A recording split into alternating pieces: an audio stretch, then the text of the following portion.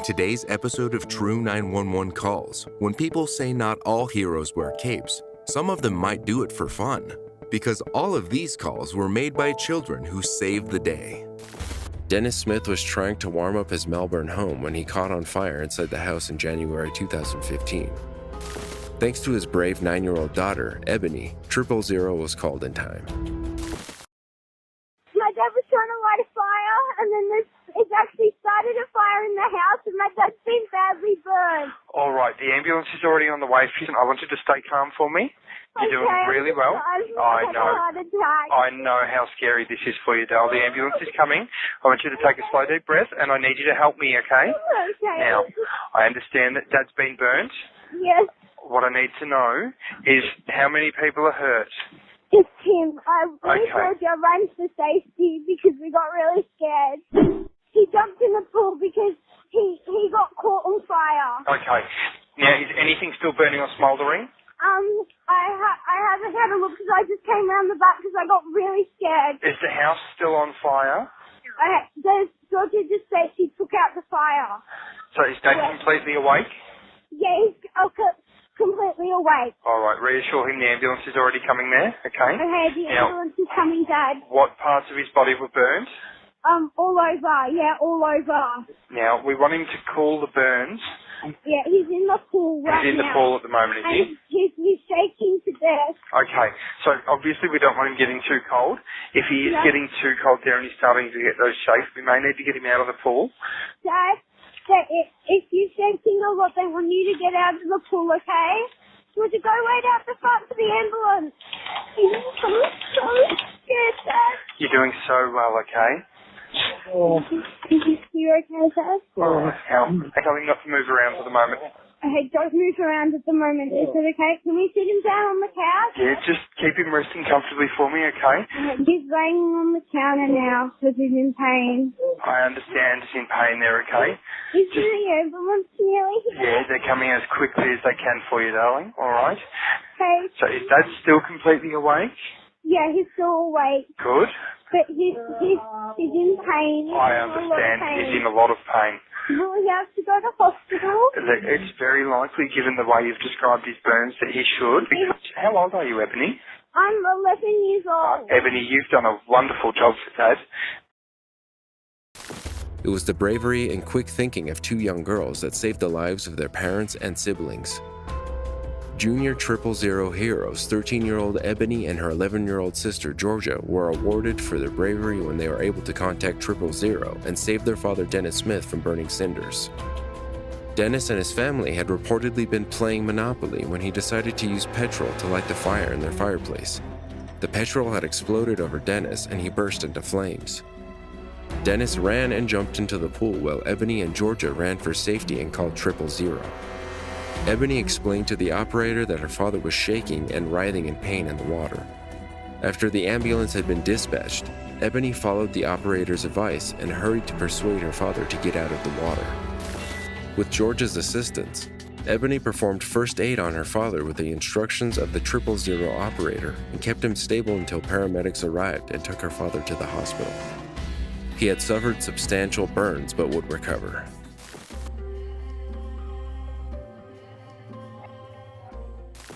Allison was at home with her 7-year-old son, Lincoln, when she suddenly started to have an asthma attack. Lincoln quickly called XXIII for assistance. Ambulance emergency, tell me exactly what happened. My mum, she's struggling to breathe. So your mum's struggling to breathe. And how old is she? 42. Is she breathing? Yes. Yeah. Does she have asthma? Yes. Right, I'm just getting some help for you now, okay? How old are you? 7. 7? You're doing a good job. Is there another adult there or just you and mum? Just me and mum. Okay. I'm going to stay on the line with you, okay? You watch her closely and you tell me if anything changes, alright? Well, she's getting a bit paler. Okay. She keeps moving her head around. Mm-hmm. Give her a bit of a shake her shoulder and call out to her. See if we can get her to open her eyes. Mummy. Yep, she can open her eyes. Okay, good. You keep her awake, okay? You keep shaking her and keep her awake for me. You're doing a good job, Lincoln. She keeps putting her head on my... She's still awake, Lincoln? Her eyes still open? Mommy. You alright? Give her a shake. Mommy. I'm like coughing. Yeah. Is she open her eyes? No. Is she still sitting up or is she leaning on your Lincoln? She's leaning on me. She's leaning on you. Give her another squeeze on the shoulder for me, and I want you to see whether tell me if her eyes open. They just open their nose. Every time she shuts her eyes, I want you to talk to her and give her a squeeze on her shoulder, and I want you to wake her up for me, okay? Mommy. Mommy. Can you open your eyes? Mommy. Mommy. Squeeze her on the shoulder, mate. Give her a good squeeze on the shoulder and tell her to open her eyes and look at you. Open your eyes, Mommy. Don't open your eyes. Is she still breathing? I don't know. Is she still sitting up? No, she's leaning to one side. Okay. She leaning on the lounge or leaning on you? Leaning on me. Leaning on you. All right.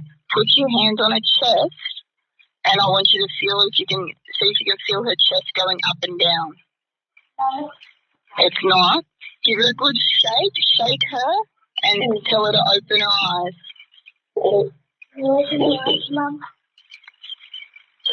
Just, and then she... Yeah, I can hear her coughing. That's all right, mate. You're doing a good job. You keep doing it. What colour is she now, Lincoln? Pale. She's pale. Mommy. Mommy. Good boy, Lincoln. Lincoln, you tell me when the ambulance is there, okay, mate? Yes. Mum's still opening her eyes, mate? Yes, she is. Okay, good job. Lincoln, I'll just be getting their stuff out the car and then they'll come inside, all right? You tell me when they're inside with Mum. Lincoln, I'll leave you with the ambulance, okay, mate? You did a really good job. At about 10:30 a.m. on January 2nd, young Lincoln noticed his mom struggling to breathe and gasping for air. While on a call with the dispatcher, the 7-year-old stayed next to his mom and managed to give all the relevant information to get help to her as quickly as possible.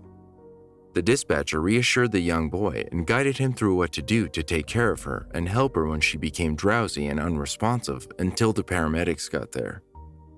The young hero was praised for his calm and collected demeanor during a stressful event.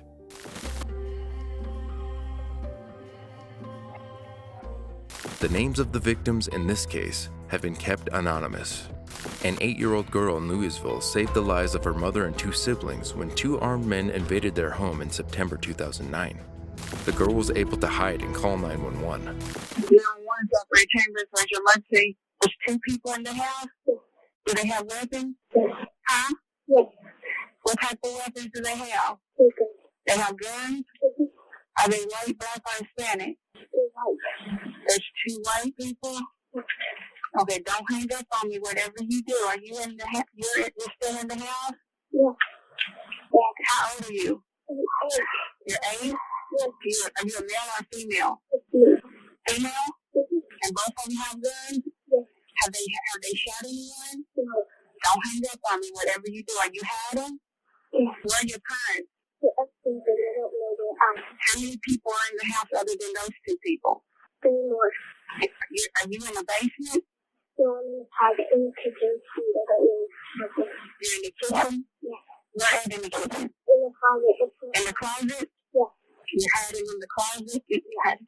Okay, stay on the phone with me no matter what you do. If you have to, lay the phone down, okay? Is there somebody talking in the background? Yes. Who is that? Is the robber? The brother? You're in the kitchen here? Yes, the best. Yes. I need you to stay quiet for me, okay? Okay.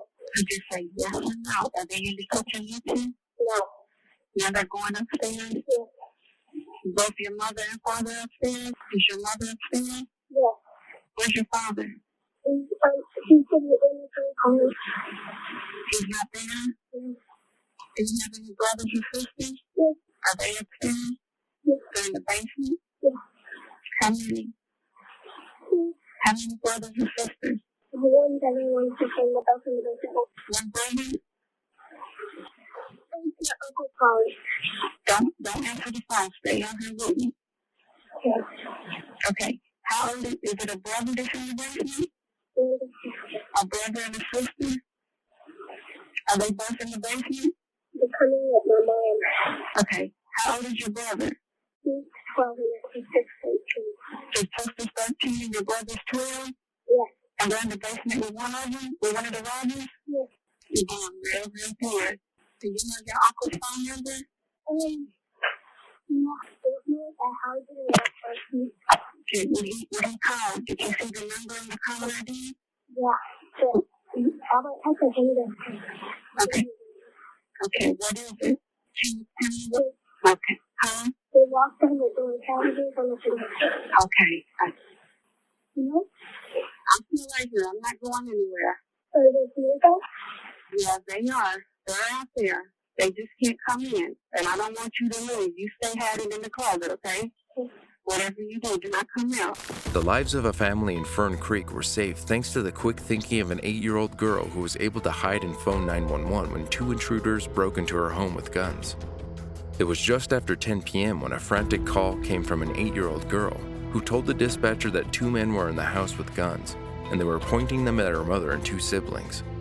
Her 14-year-old sister had just taken her dog out for a walk when the 2 men chased her back inside the home and forced her, their 12-year-old brother, and their mother into one of the upstairs bedrooms. The 8-year-old caller was able to hide in the kitchen pantry downstairs, where she made the life-saving call to the police.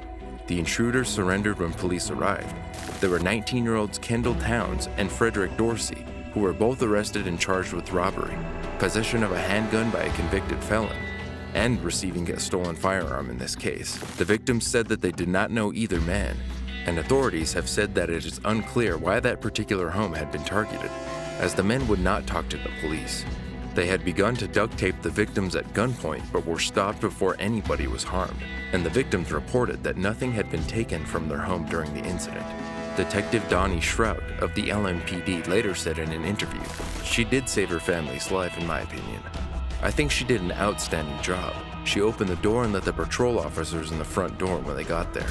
If you're a true 911 fan and haven't subscribed yet, hit that red button and turn on notifications so you don't miss new uploads.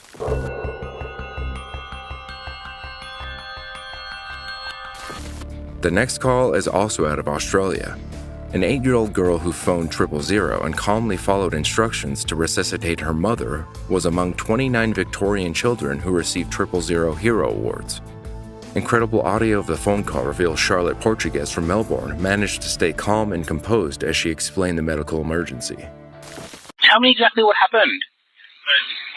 I woke up in the morning and she decided to go in her bed, and then a few minutes later she started to feel sick, and then she went back into bed, and then she started breathing like this. Okay. Alright, is that Mum, is it? Yeah. Okay. Are you with Mum now? Yeah.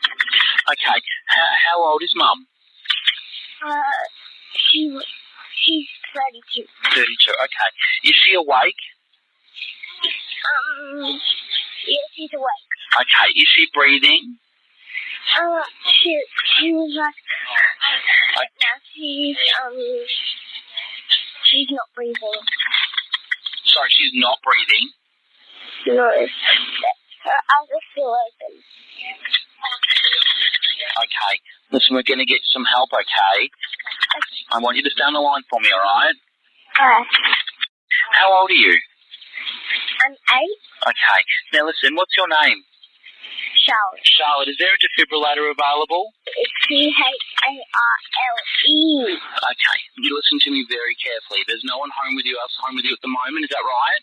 Yeah, that's right. Everyone's got me and my mum. Only you and your mum, okay. And Mum's on her bed, is she? Yeah, she's in her bed. Okay. Charlotte, I want you to do your best for me. I want to try and get Mum on the ground, okay? Okay. Alright, here's what I want you to do for me, alright? We're going to do your best to get onto the ground. Alright, don't worry about hurting Mum.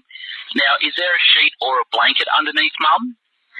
Yeah, there's a sheet. Okay, here's what I want you to do for me, Charlotte. I want you to loosen it from the mattress, and I want you to stand on the side of the bed for me, alright? Closest to Mum. Let me know when you've done that. Mummy, I need you to get off the bed. Mum, you need to go onto the floor. How you going, Charlotte? Have you got on the floor? No. No, that's okay. Listen, that's all right. I understand if you can't get on the floor. We're going to help her, okay? Here's what I need you to do for me, all right? All right, I'm going to tell you how to do resuscitation on Mum for me, all right? I want you to place the heel of your hand on the breastbone right between her nipples, all right? I need you to put your other hand on top of that hand. Can you put your phone on loudspeaker for me? Okay. Pop your phone on loudspeaker for me. Okay, here we go. Now, you're going to pump Mum's chest hard and fast, at least twice per second, and 5 centimetres deep, all right? I want you to let Mum's chest come all the way up between pumps. I need you to be strong for me, Charlotte. We're going to do this 600 times or until help can take over. I want you to count out loud so I can count with you, okay? We're going to do it at this pace. Ready? 1, 2, 3, 4. 1, 2, 3, 4. Count out loud for me, Charlotte. 1, 2, 3, 4. 1, 2, 3, 4. A little bit quicker for me, honey, all right? 3, 4. 1, 2, 3, 1. You're doing a really good job. 1, You're doing really well, sweetheart. Keep going. 1, 2, 3, 4. 1, 2, 3, 4. 1, 2, 3, 4. 1, 2, 3. I'm still here with you. Keep going, sweetheart. You're doing really well. The ambulance and the fire brigade are not far away to come and help Mummy, all right? Okay. We've got 2 doors and they're not open. Can I go and... I want you to quickly go and unlock the doors for me and come right back. Okay. Go into that right now. Come right back. Can I open the door for me, sorry? Who's there? Who's there, Charlotte? Oh, yeah. The ambulance are here. I'll leave you with them, okay? You did really well. You're a really good girl. Thanks to her quick thinking and calm resolve, Charlotte knew she had to call 000 when her mother, Jessica, started having a stroke. In the 000 call audio, Charlotte told the operator that her mother had stopped breathing and had her eyes open. The 000 operator then walked Charlotte through resuscitation, and she calmly listened as the operator explained that she would need to perform 600 compressions on her mom. Yes, his name was Nick. He said to me, okay, what's the problem? I said, my mom, I can't feel her breathing. I can't feel her breathing. I need help. And he was like, okay, I'm gonna need you to get her on the floor. How can I do that? I'm only just a little kid. Even though she was terrified, Charlotte immediately began pushing downwards on her unconscious mother's breastbone, counting out loud as she kept up with the timing set out by the operator. When asked about what she remembers about that fateful morning, Jessica recalled feeling very tired and wanting to lay down.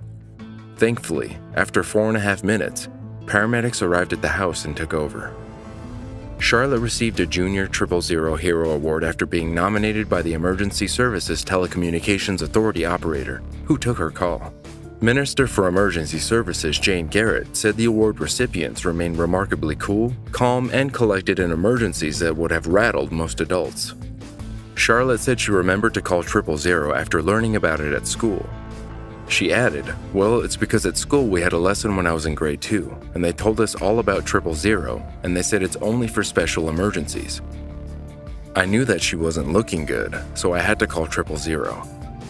The Junior 000 Hero Awards have been running for 12 years and are aimed at recognizing young people's bravery and clear thinking during emergencies. 8-year-old Harry Reynolds called 000 and helped save his 2-year-old brother Charlie's life when the boy fell and cut his head against the edge of the bathtub in their home in Elwood, Australia. Okay, tell me exactly what happened. Charlie, our baby, flipped over and bashed his head, and it's been split open. How old is Charlie? 21 months. Thank you. And you're there with him now, are you? Pretty much. You can hear him in the background just screaming. I can. Okay, we've got the ambulance coming. Now, when did this happen? Just then. How far did he fall, Dal? Was he just standing on the ground or did he fall off something? Harry, I wasn't here, Harry. I wasn't here. he slipped over some water and bashed his head on the corner of the bar. I see. Is there any serious bleeding on him? Yes. It's all over his face. Is he completely alert? Ask Daddy if he's still completely alert. Yes, he's awake. Is he alert, though, responding appropriately? Well, he's crying. Yeah, does he seem like he's with it? Yeah, but Okay. it's quite a severe deep gash. Okay. The ambulance is organised there. Okay. Don't move him and don't try and splint any injuries if you find any others. No, okay. My brother is stroking and he can't breathe. All right. Okay. That's him in the background with Mum, is it? How old's your brother? One. Okay. Is he awake? Is he awake? Yeah. Is he breathing? No. Yeah. He's having trouble. He's having trouble. Okay. Is he completely alert? Yep. Is he breathing? Listen, is he breathing normally? Yeah. He is breathing normally. He has just brought up a whole heap of stuff and a 5-cent coin. Okay, so the 5-cent coins come up now? Yeah. Okay, so have a look at him closely. Is he breathing normally? He is breathing deeply but slowly. Okay, is that how he normally breathes? No. Okay, so he choked on a 5-cent piece? 5-cent piece? I wasn't even aware that was actually in there. Okay, all right. We all know that 2-year-old children tend to injure themselves pretty often. But when little brother Charlie smashed his head and wasn't responsive, big brother Harry came to the rescue and called 000 to go to his aid. The 3 siblings, Harry, sister Josie, had been in the bathroom brushing their teeth and getting ready for bedtime when little Charlie slipped and cut his head on the edge of the bathtub. I ran in and found Charlie on his back, dazed, not making any sounds, with a huge hole in his head and blood starting to rush all over his forehead, recalled Dad Tom Reynolds. While Tom performed first aid on little Charlie, Harry wasn't planning on just sitting around. Instead, he jumped into action and called 000, guiding emergency services to their Elwood home. Parents Rachel and Tom felt that as the family participated in motorsports, their children needed to know what to do in an emergency. And their 000 emergency rehearsals sure paid off. The Junior 000 Hero Awards, run by the Emergency Services Telecommunications Authority, were announced at a ceremony on May 30th, 2017, where Harry received an award for his quick thinking. ESTA's acting chief executive, Ben Piper, said the awards highlighted the importance of teaching children from a young age when and how to call 000.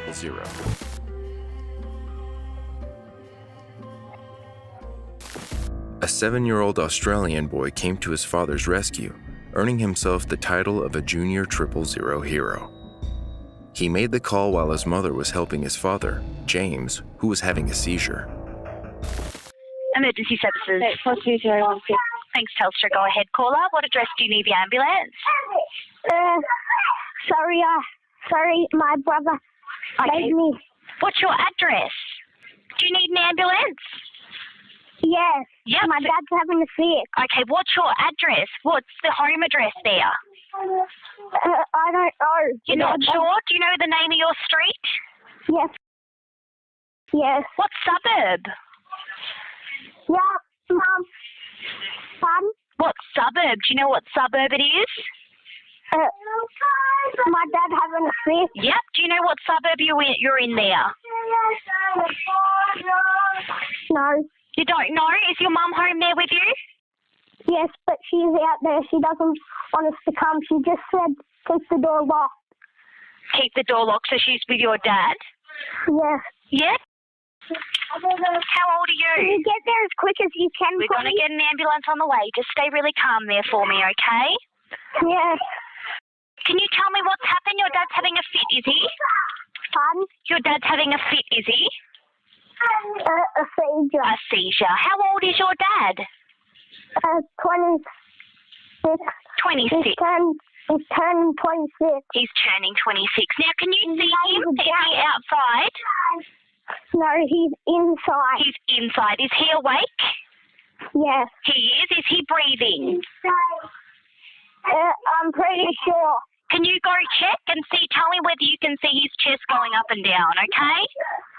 No, I don't want to. I'm too scared. Yeah, that's okay. That's okay. All right. We've got an ambulance on the way there, okay? Yeah. Just stand the line. I've got a few questions there for you. What's your name? Lucas? Lucas. I'm Bridget Lucas, okay? You're doing an excellent job. Pardon? Is he a diabetic? No. He's not? Okay. Is he an epileptic? I don't know. You're not sure? Does he often have seizures? He has had a few this year. Okay. And one last year. Okay. Does he have a history of stroke or brain tumour? I don't know. You don't know, that's fine. You've done an excellent job there, Lucas. Does it mean that he doesn't remember? No. It's just something the doctor would have diagnosed him with.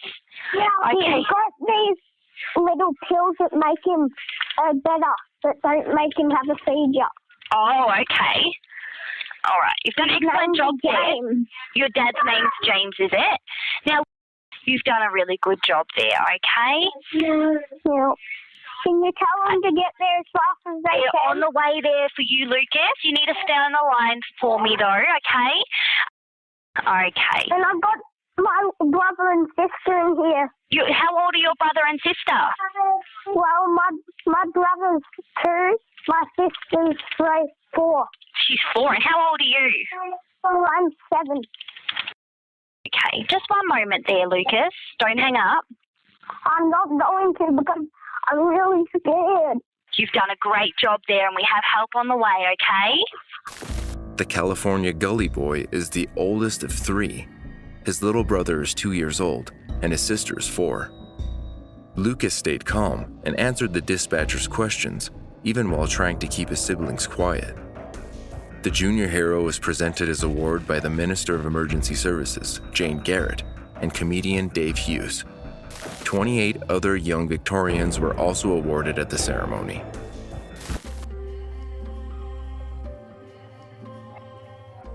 Charlotte Perry, only 4 years old, contacted XXIII when her mother, Tracy, fell unexpectedly and became pinned underneath a chair in April 2016.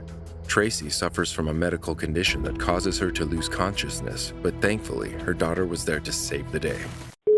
Emergency Services. 926698. Thank you, Telstra. Go ahead, caller. What address do you need the ambulance? Okay, my name's Charlotte. My name's Charlotte, and Mummy had a fell. She slipped off the chair. What's your address? Okay, just remember. Okay, tell me exactly what's happened. She slipped off the chair, because what? How did you slip? How did you slip off the chair, Mum? Okay. And she has a bad hip, and her bad hip. Are you with your mummy now? Yeah. And that's me and Mummy are here. We need to take me to the hospital as well. That's okay. I understand. You're doing a really good job, Charlotte. Now, how old's your mummy? How old am I? 25. 25. Okay. Is she awake? Yeah, she's awake. Is she breathing? Yeah. Yeah. And when did this happen? That's now. And how far did she fall? Pardon? How far did she fall?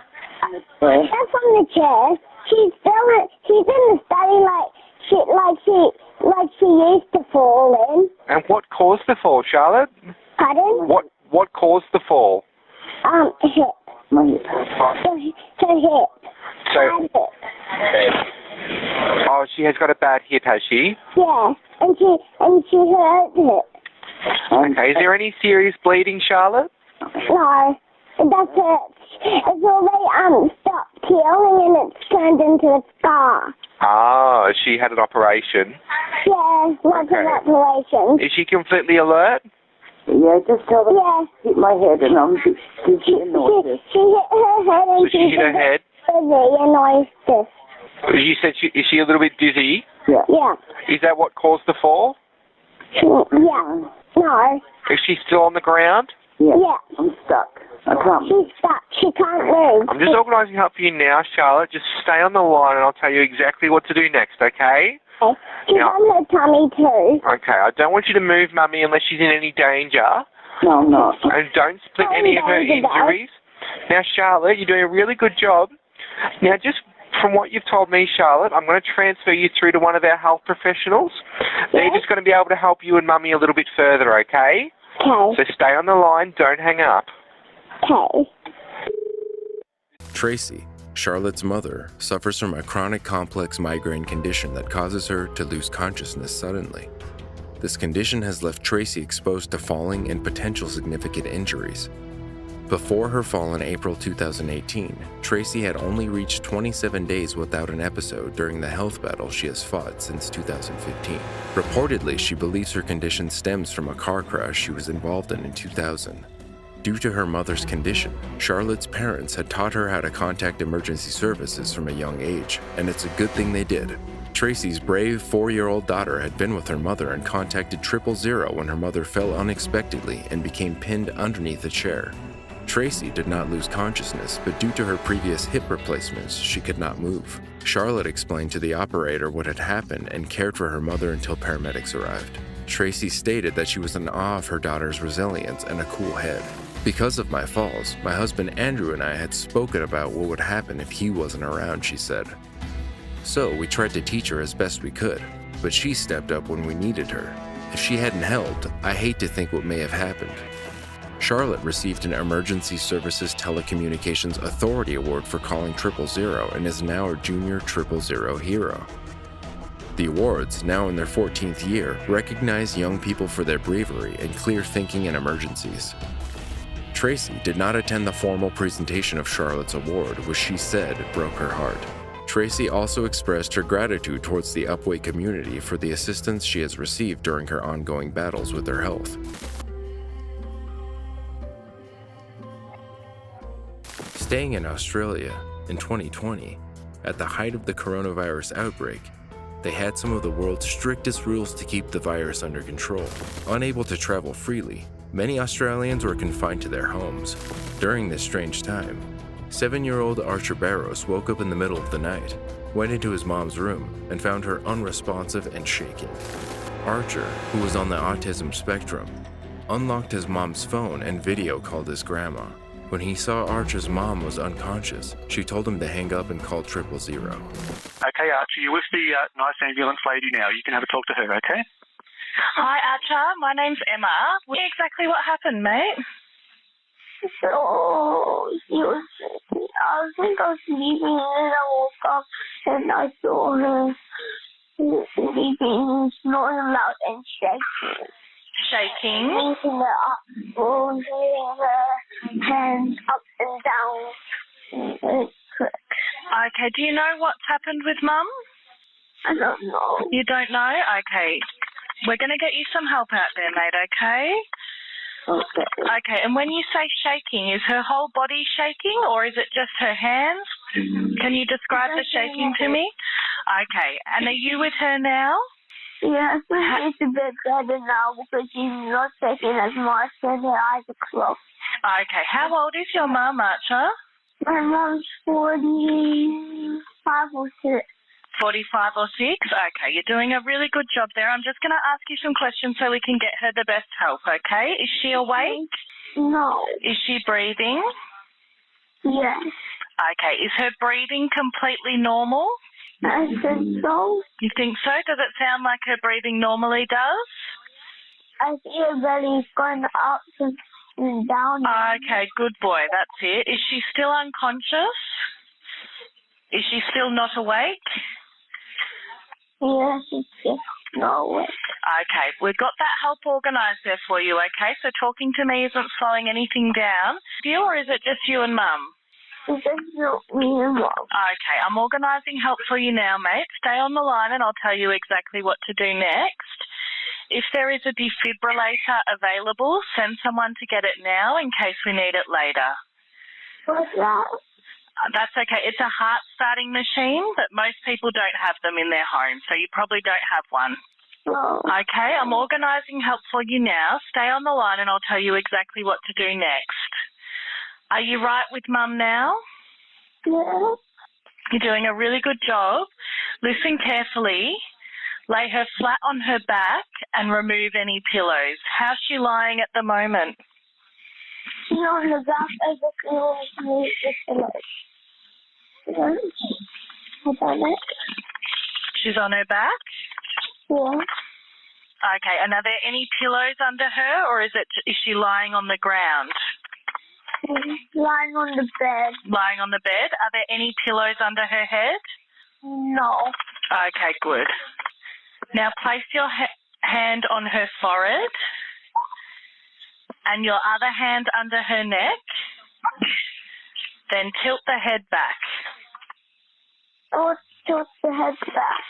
So put one hand on the top of her head, on her forehead. Do you know what her forehead is? Yeah. Or her forehead? Then put your other hand under her neck. Yeah. And then just gently tilt her head back a little bit. I don't know what that means. So push her head backwards a little bit. Okay. It just can help with her breathing. Okay, it can help to open up her airway.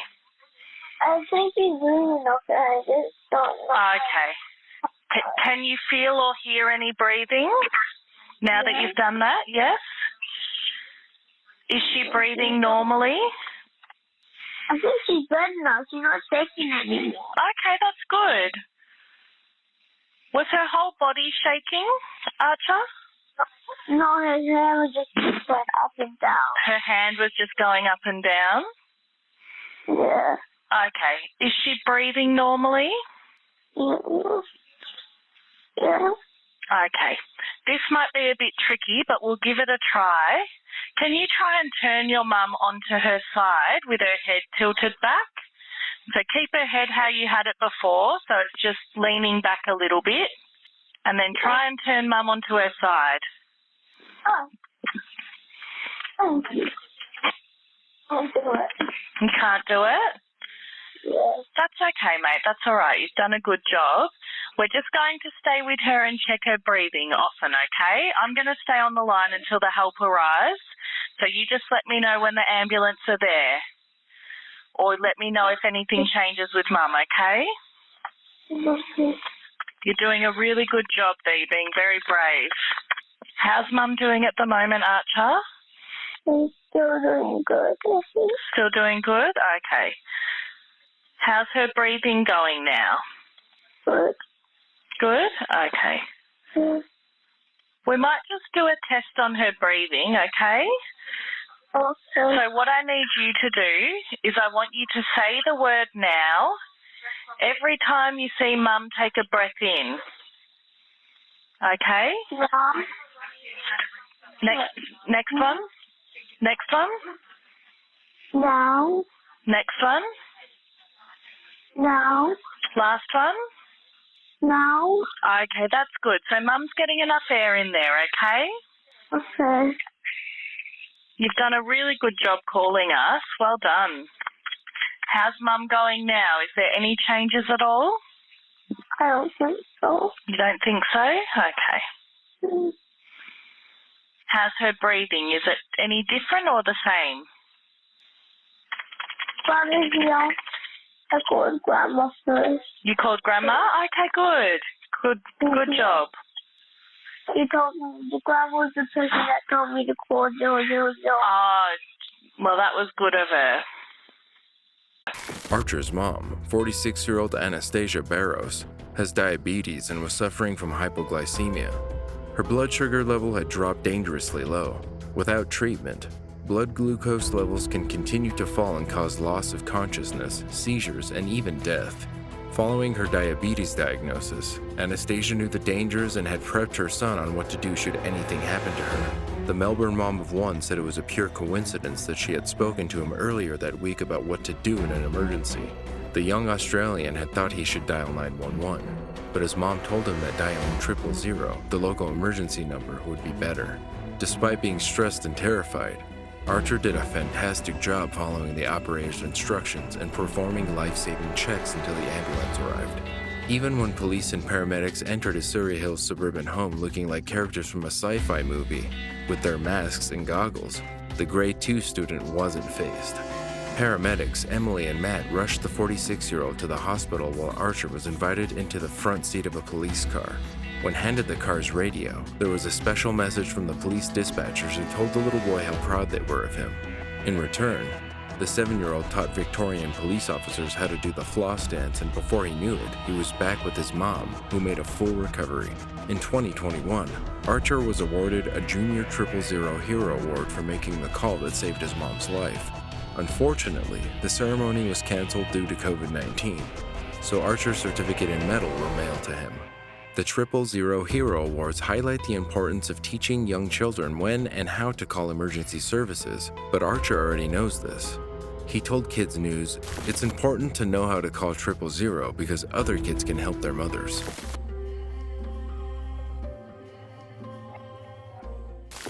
In August 2016, an 8-year-old boy called 911 after a woman attempted to kidnap his 2-year-old brother in Glendale. While the boy's mother initially called the police, the dispatcher asked the woman to pass the phone on to her older son. The boy was up to the task and described in great detail what happened at the scene to the 911 dispatcher. The Glendale Police Department released the recording of the child's call. Find out this communications, Lewis. Hello, hi. I need the police, please. Okay, what happened? Somebody wants to steal my son. Somebody what? Someone steal my son. What did they steal? From the school. From the John Marshall School. Okay, who else is with you? My son and my second son, other son. I have 2 kids. Okay, can I talk to your other son? Other son. Hello? Yeah, hi, what happened? It didn't happen to me. It happened to my little brother. Okay, what happened? Well, when we were walking, one little homeless just said, "You have a..." Not homeless, no. They were inside. No, It was a guy and he had long hair. He said, "You have a beautiful kid." And then she was walking, sneaking past us, just trying to get the baby out of her hands. Okay, hold on. Someone tried to steal your brother? My mom said, "Excuse me?" Someone tried to take your little brother? Yeah. Yeah. Okay, who else is with you? Who else can I talk to there? He holds him, and then she hit my mom. Okay. And then I said, "Let my brother go," very strongly, and I pushed my little brother so strong that I hit her on her finger, and her finger let go, and then she ran, and she put her speed 100%. Okay, did she? Where's your little brother right now? Yeah. Over here, he's with me. Okay. What did this person have a car? Yes. What kind of car? What? What kind of car did this person drive? He drives a gray car. It's a silver car, right? Yeah, small gray car. Okay, your brother's with you right now, right? How old are you? He's 3. He's 3 and I'm 8.5. You're 8 years old? 8.5. Okay. Was it a man? It was a man. It looked like a lady. We weren't sure. His voice looked like the girl, but he looked like a man. Okay, I want to know this right now. Can you tell me, does this person have dark skin or light skin? Light skin. Okay, do they look like they're Hispanic? Do you know what that means? No. He's talking English. Okay. Do you know on that silver car, hon? Can you tell me, was the car, how many doors did the car have on it? We didn't see which car it was, but we know the color and how speed it was. Okay. And you did a great job trying to push him away. I'm really glad you did that.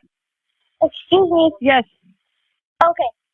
So, are you send one in John Marshall? Please in Armenian language. And send one at John Marshall so they can look out for a guard. Yeah, we're gonna look. We're gonna keep a lookout.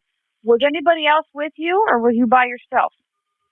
Me and my mom and my little brother We were guarding my little brother so she couldn't get it out. Can you tell me, can you remember what this lady was wearing, or man? Do you remember?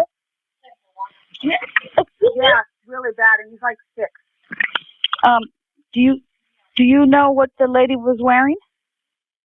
A gray shirt and gray jeans. Okay, was it like a, do you know if it looked like a jacket or was it a shirt? It was a sweater. What's that? It was a sweater.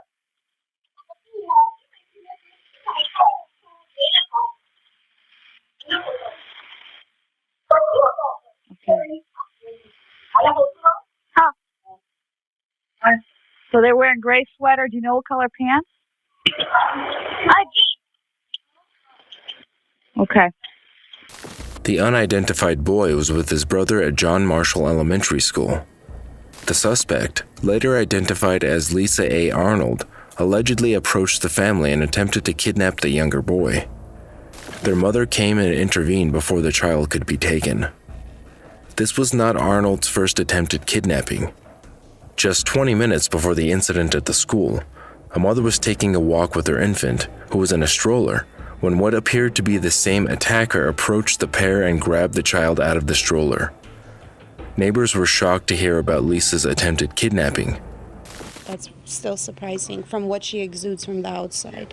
She seemed like a nice woman? Yeah, she did. She was always very nice. I got goosebumps, like in the same building, and this many years, you would never expect anything. Arnold's attempts to kidnap the child were unsuccessful. The mother intervened and saved her son. 2 days later, the woman was arrested. According to the Los Angeles District Attorney's Office, the 50-year-old was charged with 2 felony counts of attempted kidnapping. Arnold pleaded not guilty to 2 counts of attempted kidnapping. The judge hearing the case ruled that the defendant fit the legal definition of insanity at the time of the crimes based on 2 doctors' reports.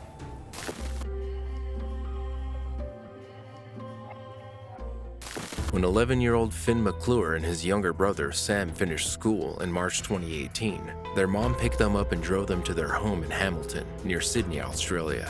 On the ride home, the boys kept quiet because their 42-year-old mom had a headache. But, once home, the boys watched in horror as their mom's headache turned into something much worse. Her speech started to slur, and she was soon unable to move.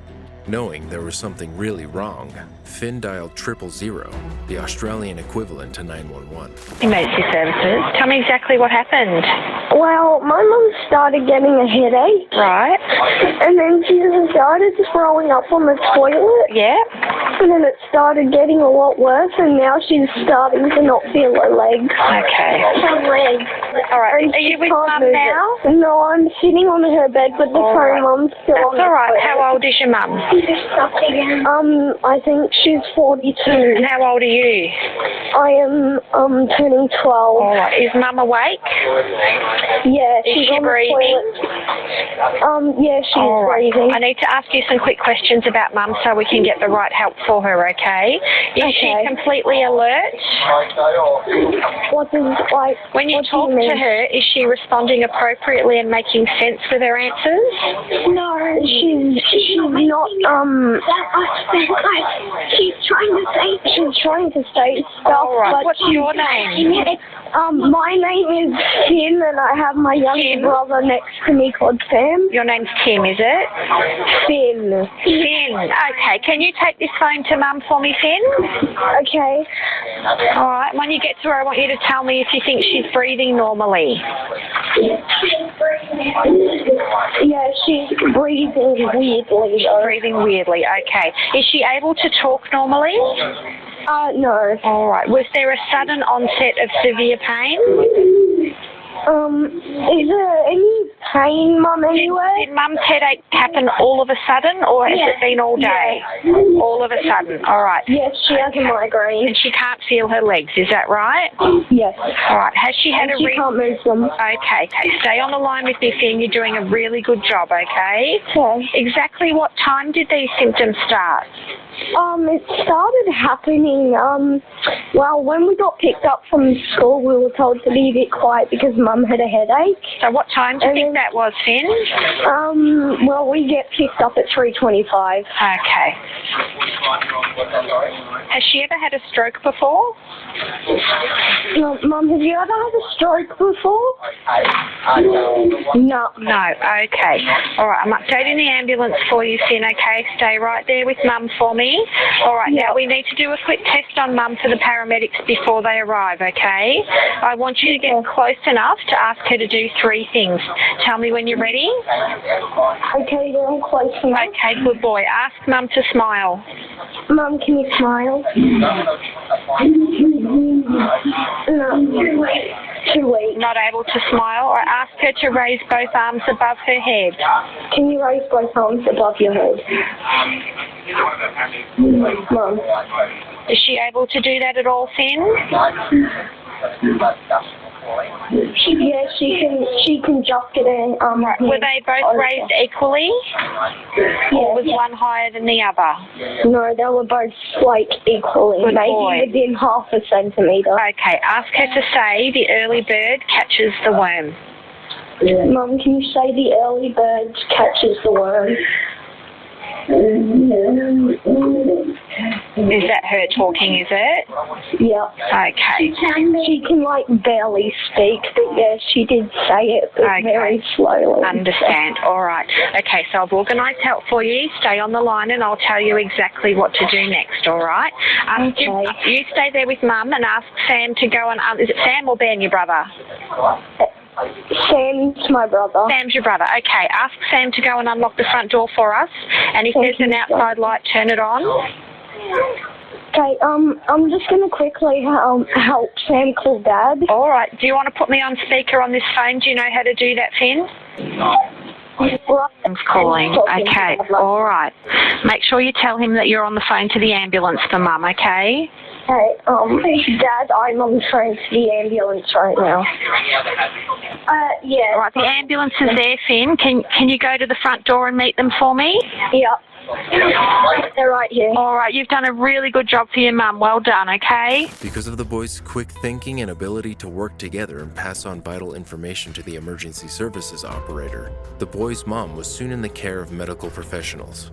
Although her symptoms were common signs of a stroke, Rochelle McClure had actually suffered a hemiplegic migraine. This rare but severe type of migraine had caused the Australian mom's mouth and eyes to droop, paralyzed her left leg, and made her unable to lift her head.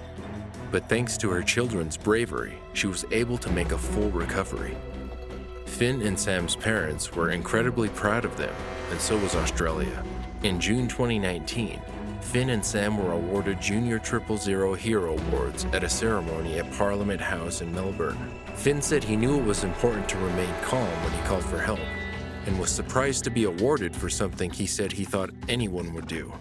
At the award giving, the brothers met the XXIII operator who guided them to perform the 3-stroke tests on their mom. She congratulated them for their bravery and ability to keep calm in a very stressful situation. Sam said that meeting her was the most memorable part of the night.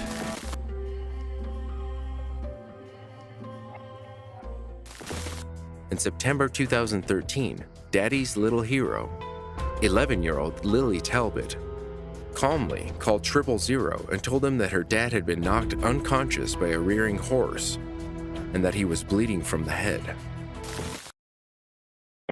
Ambulance emergency, what town or suburb? My daddy just fell over and he's bleeding. What suburb are you in? I'm in Carrijon. Okay, so an old man's fallen over? He's fallen and he's unconscious and he's bleeding from the head. And from how old are you? I'm 11. Okay, is there any adults there with you? No, Mum's trying to get Molly from the fire, my sister. Oh, okay, and you're home by yourself? With my daddy, yeah, all right. He just fell over. Who fell over, your dad? My daddy, and he's bleeding from the head. How old's your dad? He's 50. Okay, all right. Is he awake now? No, Daddy? Yeah, he's just woke up. Is he talking to you, honey? No. Daddy? Okay, listen, is he breathing?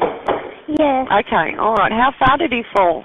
He fell from the ground onto concrete. Okay. Do you know why he fell? Do you know Yes, what caused? the horse pulled back and... The what, darling? My mum's horse pulled back and he catapulted and... Okay. Did the horse hit him? Yeah, and he fell over and I think he cracked his head. Okay. So what part of the horse hit him? I think the front of him. In the front? Okay. Where's your horse now? He's tied up still. Good girl. All right. Now, is there any serious bleeding? Yes. Yep. His okay. head and his... All right. Is he completely alert now? He's awake. Is he talking to you like I'm talking to you? Dad, are you talking? Can you talk? Can you Not talk? really? Kind of. Sounds a little bit funny, doesn't he? Okay, listen. Now, the ambulance is being organised, okay? Yes. Now, is there a lot of bleeding from his head? Yes. Okay, go on. All right, what's your name? He's trying to get up. Tell him to stay still. Dad, stay still. You tell him the ambulance said stay the still. ambulance is coming. Okay, what's your name, darling? Lily. Lily. Yes. All right, now, where? Is it a big property? Yes. It's 10 acres. All right. Now, what I want you to do is turn the lights on in the house. Can you do that for me? In the stables.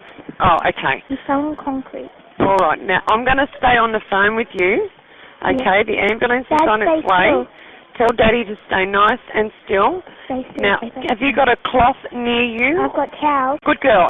Just put that on his head and apply firm pressure, okay? Under your head. Yep. You're doing a fantastic job. Just stay on the phone. Yep, sure. Stay still. You tell Daddy to stay nice and still. Don't let him eat or drink anything. No, okay, Lily, we're coming. My name's Wendy. Wendy. Hi, honey. I'm going to stay on the phone with you. Okay. All right, now where's Mum gone? She's over at Windsor trying to get Molly. How old's Molly?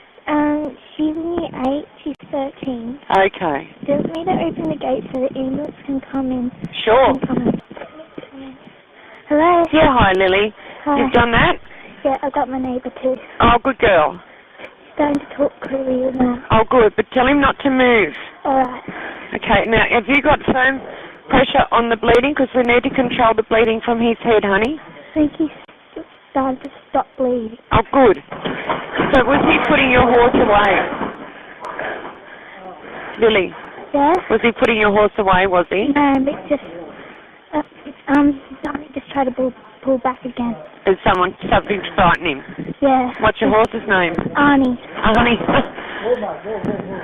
Okay, is he talking now, honey? Yeah, he's talking a bit. Does he know what happened? He fell back and he's bleeding from his ear. Is he bleeding from inside the ear? Yes. Yeah? Tell him to stay still. Yep. Dad, stay still. Take a deep breath. Yeah. I bet it scared you. Yeah. Yeah. Started to scream and cry. Yeah. I thought I was going to ring my mum, but I thought this would be better. You've done a terrific job, Lily. It's the first thing you do. You ring 000 so we can get help coming to you. Yeah. Okay.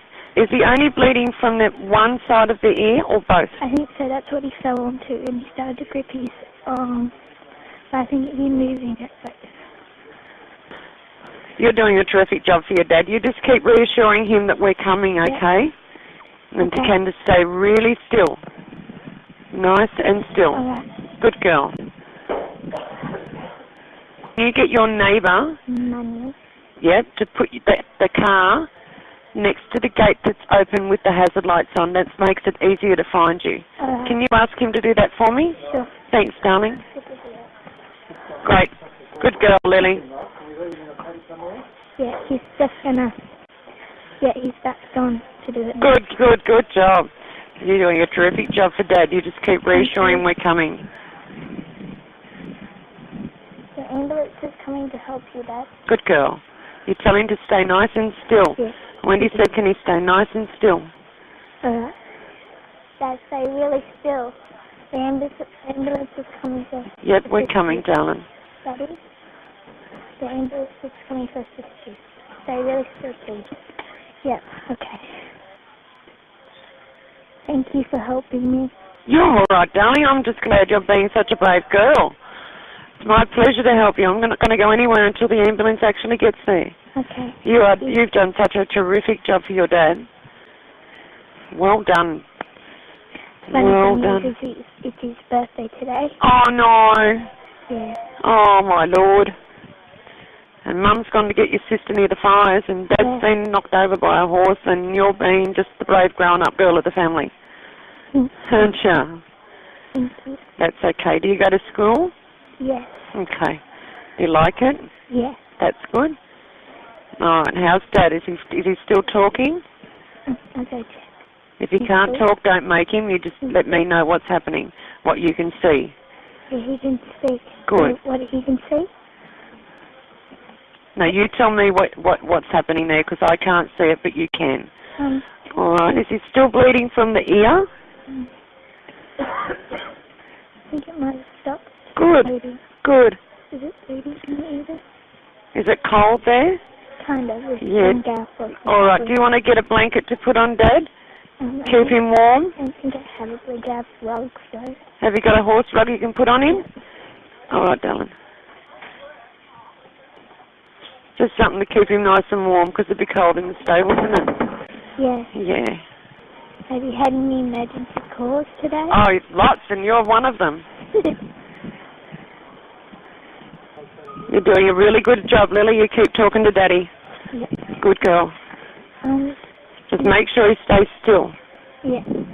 We don't know any other injuries he's got, so the ambulance officers are going to check him from head to toe and make sure that everything's okay. Thank you. All right. What school do you go to, Lily? Pomeroy. Okay. And what year are you in? 6. Year 6? So you go to high school next year? Yeah. Wow, that's exciting. Yeah. I'll be a bit sad to leave Tony. Lily, when you look outside, can you see if there's any smoke haze around, from all the fires in Windsor? Does it look really hazy outside? No, not really, because trees are covering most of it. And a bit of a bushy area. This will be something to tell the guys at school, won't it? Yeah. And Mum, she'll be proud of you. And your big sister. I hope so. Hey? I hope so. Yeah, of course they will, darling. You've been very proud. You've been brave. There's a white Ford Ute. Yeah, I've told them that the car's in the driveway with the hazard lights on, sweetie. Thank you. Good girl. They're coming down the drive now. Okay, you tell me when they pull up, and then you tell me when they're with Dad. Okay. You stay there with Daddy. They'll come up to you. They're coming now. They're coming? Yeah. All right, now I'm going to let you go and you talk to the ambulance officers. All right. And I just want to tell you what a wonderful job you've done for Dad, okay? And thank you for your help. Okay. All right, I'm going to let you go now, darling. You take care, okay? All right, that's all right. My pleasure. Bye, darling. Lily had been home alone with her father while her mother had gone to pick up her sister from school, which had been evacuated due to bushfires. According to the little girl, her mother's horse had kicked her father to the ground, rendering him unconscious. The NSW bushfires of Greater Sydney had gotten off to an earlier start than usual. For 20 minutes, the emergency dispatcher, Wendy Bryson, guided the little girl on first aid to monitor her father's condition. She instructed on how to help the paramedics locate the property which had been engulfed in smoke by making sure the property was visible to the ambulance. She had opened the gate to their home and asked a neighbor to park their car outside it with their hazard lights on to get the attention of the paramedics. Bryson commended the little girl for her maturity, saying that the Year 6 student had handled the ordeal like an adult and stating that Lily is beyond her years. Lily was awarded the Star Award at her school by the NSW ambulance for her brave efforts. Her proud father, Ian Talbot, made a full recovery but had no memory of the accident at all. I have no recollection whatsoever, but I wouldn't be here if it wasn't for Lily. Words can't describe how proud I am. If your little one has ever had to call 911, I would love to cover that call. You can add it by using the form in the description. The next call is from Allison Collins, one of my subscribers.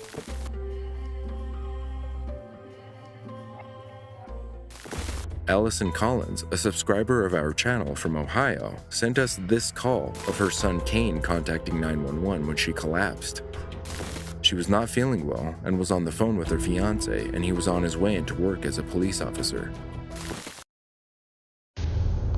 911, what city is your emergency in? Oh, yeah? Hello? Mama? Hey, it's me, Kane. This is 911. Can I talk to your mom? Mommy fell on the ground. Go, bring it. Who else is there with you? Can you come? Who else is there with you? Mommy. Do you know your address? Yeah. Okay, stay on the line. I'm going to bring Seven Hills online for you. Okay. Okay, don't hang up. Yeah.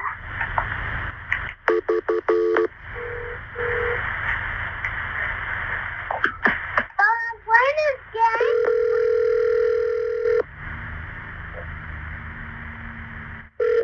Emergency 911.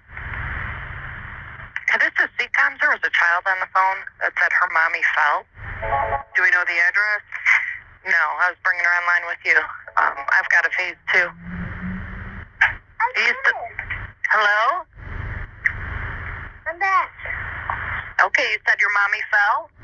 Yeah. And what's your address?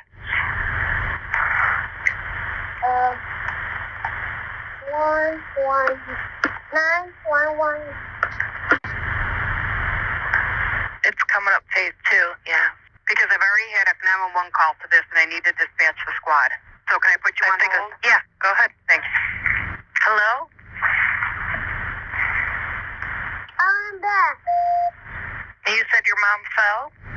491? Yeah. Okay. Yeah. How old are you? 5. Okay. Is anybody else there with you and your mom? And Uncle Pete.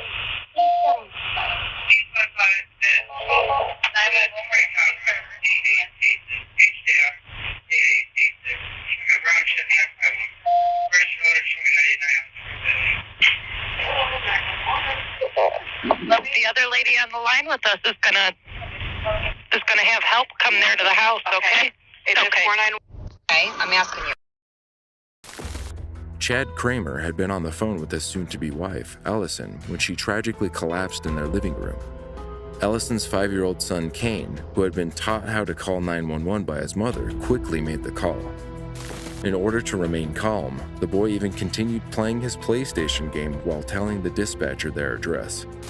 After the phone dropped to the floor, Kramer logged into the family's Nest Cam and discovered that his fiancée was lying unconscious on the floor and made haste to get home. He also contacted 911 for help. Kramer and the paramedics arrived at the home at the same time, and she was treated and regained consciousness. Allison had reportedly been suffering from issues with her heart, which resulted in her blood pressure rising so high that it caused her to pass out. After the ordeal, Kane's preschool commended his mother for teaching him how to call 911 and taught the other children and parents at the school the importance of teaching kids how to contact emergency services.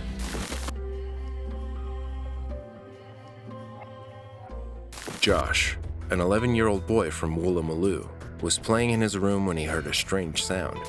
He went to check on his mother and found her on the floor having a seizure. He quickly called 000 for help. It's emergency. Tell me what's happened. Why have you rung for ambulance?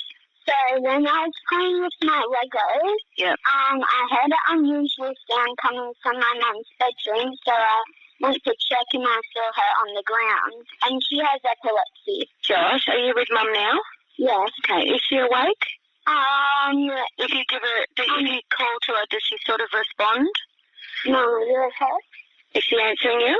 No. Although her eyes are just open. Okay, is she breathing? Yeah, she's breathing. Okay, do you think she's had a fit? Yeah. Okay. And is she an epileptic? Does she have epilepsy? She's an epileptic. Okay. Do you know if she has a history of stroke or brain tumour? She used to have a tumour in her brain. Okay, all right. In her head. I'm going going to stay on the line with you, Josh, okay, until the ambulance gets there. You did a good job ringing for her. Yeah. Have you seen her have a fit before? Yeah. Yeah, so you knew what to do. Looking after Mummy Hayes. What's Mum's name? Natalie. Natalie. Mom, as long as the ambulance is going to come help. They're going to come and help her. Now, Mummy hasn't hit her head or anything? She probably bit her tongue because there's bit of blood in it. on her left side of her face. Okay, take it. Is it dribbled out her mouth a bit? Yeah. Okay. Mom, just sit on the bed until the ambulance gets here. Yeah, just don't get up or walk around, okay? Because you might feel a bit like woozy. Well, that sounds like a nice birdie out there. Yeah. I don't believe my mum has taken her medication yet. Oh, does she take medication daily for the epilepsy? Yeah. Yeah, okay. Do you know where all that medication is? Yeah. Can you grab that for the ambulance people? Yeah. Okay. So Mummy's good? Is she just sleeping? She's still breathing? Yeah. Yeah, good boy. I'm just putting the vanilla Coke in the fridge first. See you later. Gonna make sure that we can still drink it. That's it, and it doesn't go flat and yuck. I don't like that vanilla Coke, it's yuck. Is that the ambulance? Can you see them out the front of your place? Yeah, I see them. Well, tell me when they're right with you, okay? There you go. Yeah. All right, mate. Well done. Well done. I'll leave you with the paramedics. Yeah. All right, Josh. Bye, darling. Bye. You'd never think that at the young age of 11, you'd witness your mother having a seizure, or that you'd have to call 000 to come and help. But that's exactly what happened to 000 hero winner Josh. Josh was minding his own business one day when he heard an unusual sound, and to his shock, he discovered that his mother was having a seizure. The boy jumped into action and contacted 000, where the operator, Pieta, helped the boy to remain calm and guided him through running a breathing test to make sure that his mom wasn't struggling to breathe. Despite the stress the 11-year-old was feeling, he was able to keep calm and even gathered his mom's medications and kept an eye on her while Pieta remained on the line with him until paramedics arrived. He was also able to tell Pieta very early in the call that his mom was epileptic and answered all of the operator's questions with ease. When interviewed by Kyle and Jackie O in their 000 hero segment, Josh's mother Natalie expressed how proud she was of her son upon hearing the recording of his 000 call for the first time. The 000 hero segment pays tribute to the unsung heroes who take our emergency calls as they play back audio from real-life incidents. The segment also emphasizes the importance of teaching children what to do in an emergency and helping them memorize the emergency hotline numbers from a young age.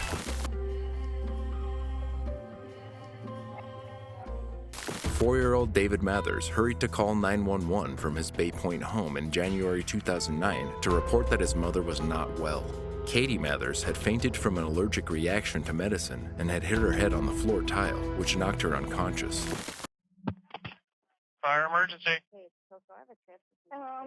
My mom is in the bathroom and she can't get up, and I have a little sister and a big sister and two big brothers and a dad. And so can you call my dad and my brothers? Okay, are they home with you? Yeah. But not my big brothers. Okay, well, can I, your dad's with you? Yeah. And can I talk to him? Yes. Okay, can you give the phone to him? No, he's at his work. Okay, so he's not home with you. You're home alone with your mom. Yeah. No one else there. Is your mom awake? Yeah. And what happened? She flew up and then she fell. And then she can't get up. Okay, is she still awake and talking to you, though? Yeah. Can you take the phone to her? Yeah. Okay. Mom, she said, can I keep the phone to you? And I said, yeah. There you go. Okay, you sick, or what happened? I don't know. Did you pass out, or? No. Okay. How old are you? I'm 38. Okay.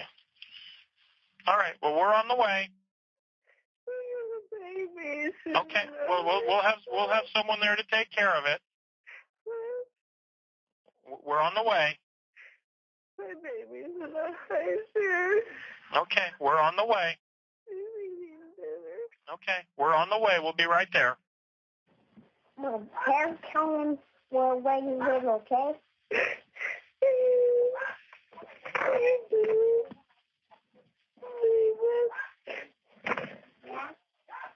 Can you tell me?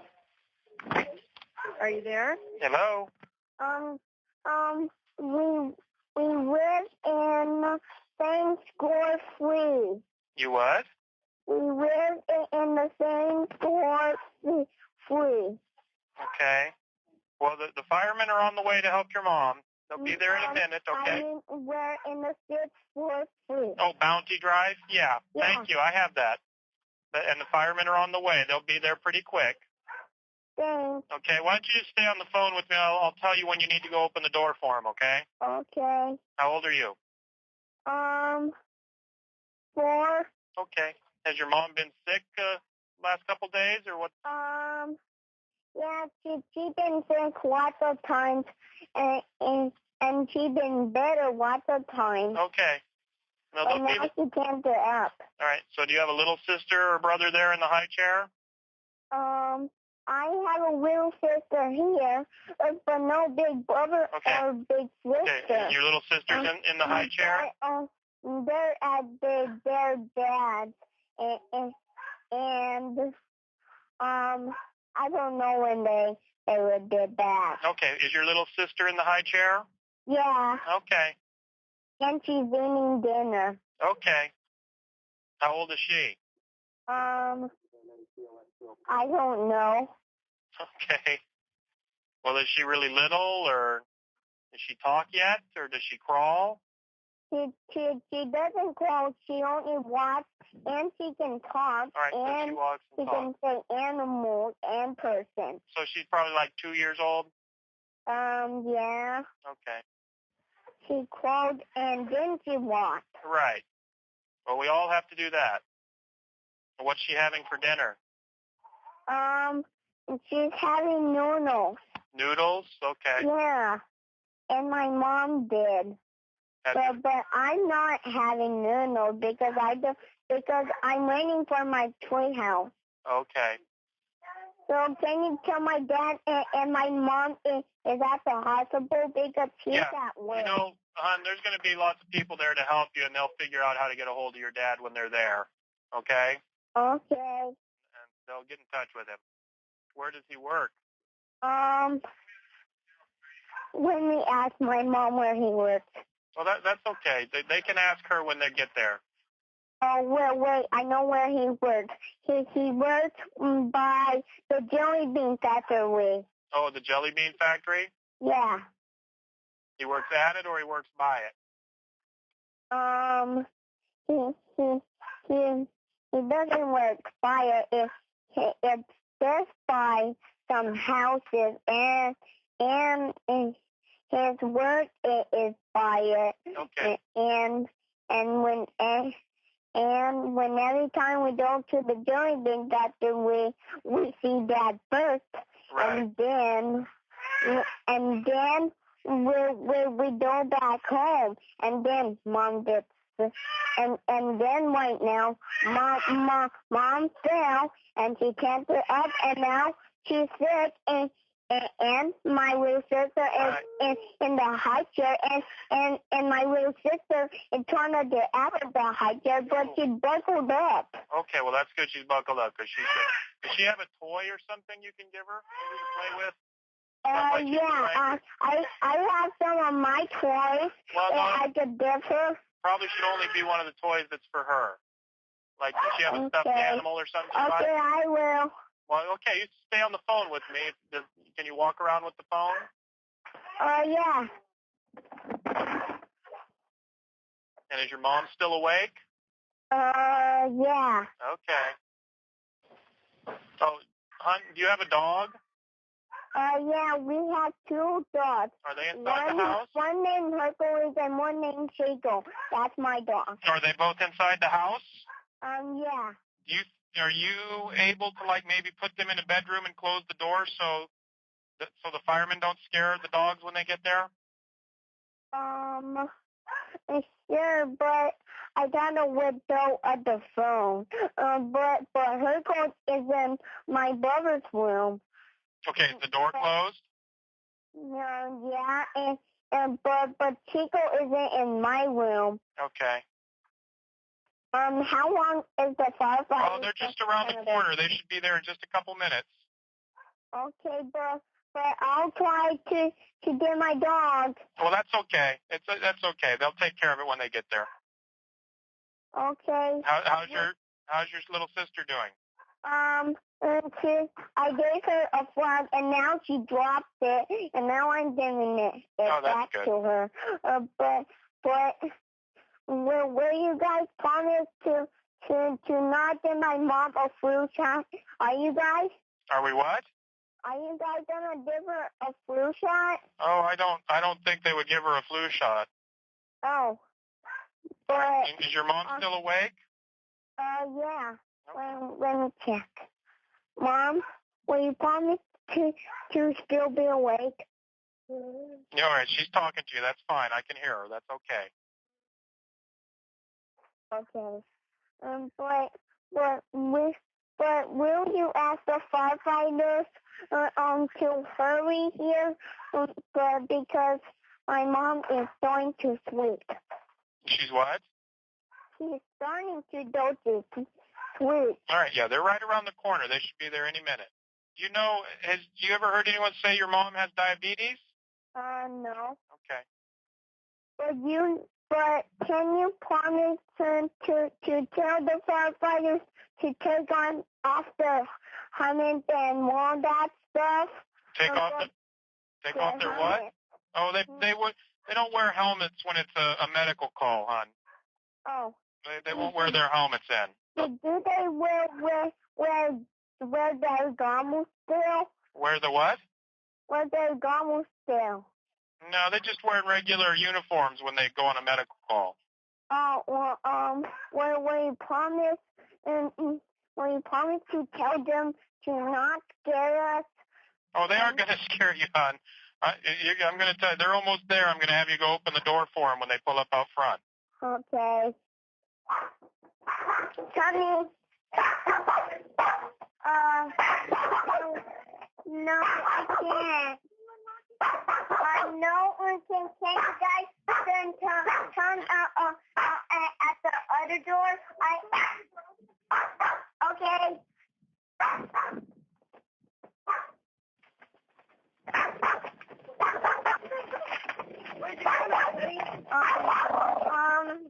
My mom is in the boys' bathroom. My mom is in the boys' bathroom. The boys' bathroom or the Here. Ma'am.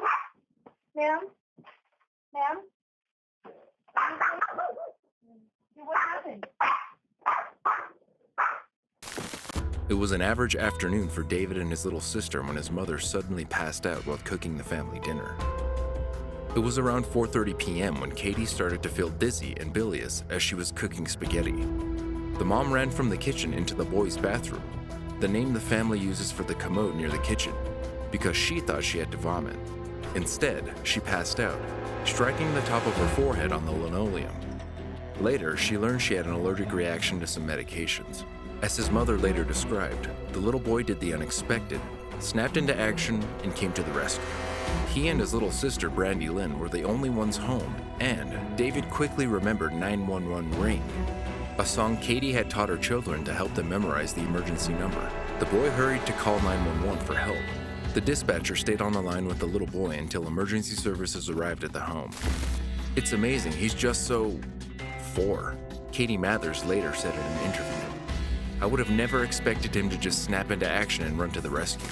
Dispatchers with the Contra Costa Fire District said that the little boy did a great job at relaying information to them quickly and calmly. His father, Tom, frequently takes David around the Fire Station 82 in Antioch. David's grandfather retired as a fire captain, and his uncle works as a firefighter as well. The pair often go on ride-alongs with them. District spokeswoman Emily Hopkins said, "We all agree that he was a good little 911 caller." Within minutes after he made the call, paramedics arrived and took Katie to the hospital. Sheriff's deputies stayed with the children until the family arrived. Katie and Tom returned home from John Muir Medical Center in Concord later that evening. A week later, the children were still a bit shaken by the event. Brandy Lynn still starts crying when her mom closes that bathroom door. She had a weird look. It was scary. David explained when interviewed, as he mimicked his mother's glazed expression. "He told me later when I came home, he never wanted to see that look again," added Katie. Police said that David's quick thinking shows that age 4 is not too young to call 911 in an emergency.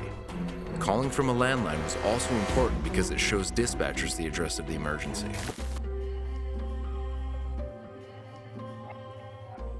Although residents of Orange, Australia are 160 kilometers west of Sydney's stunning beaches, they are right on the doorstep of Mount Cannibulus.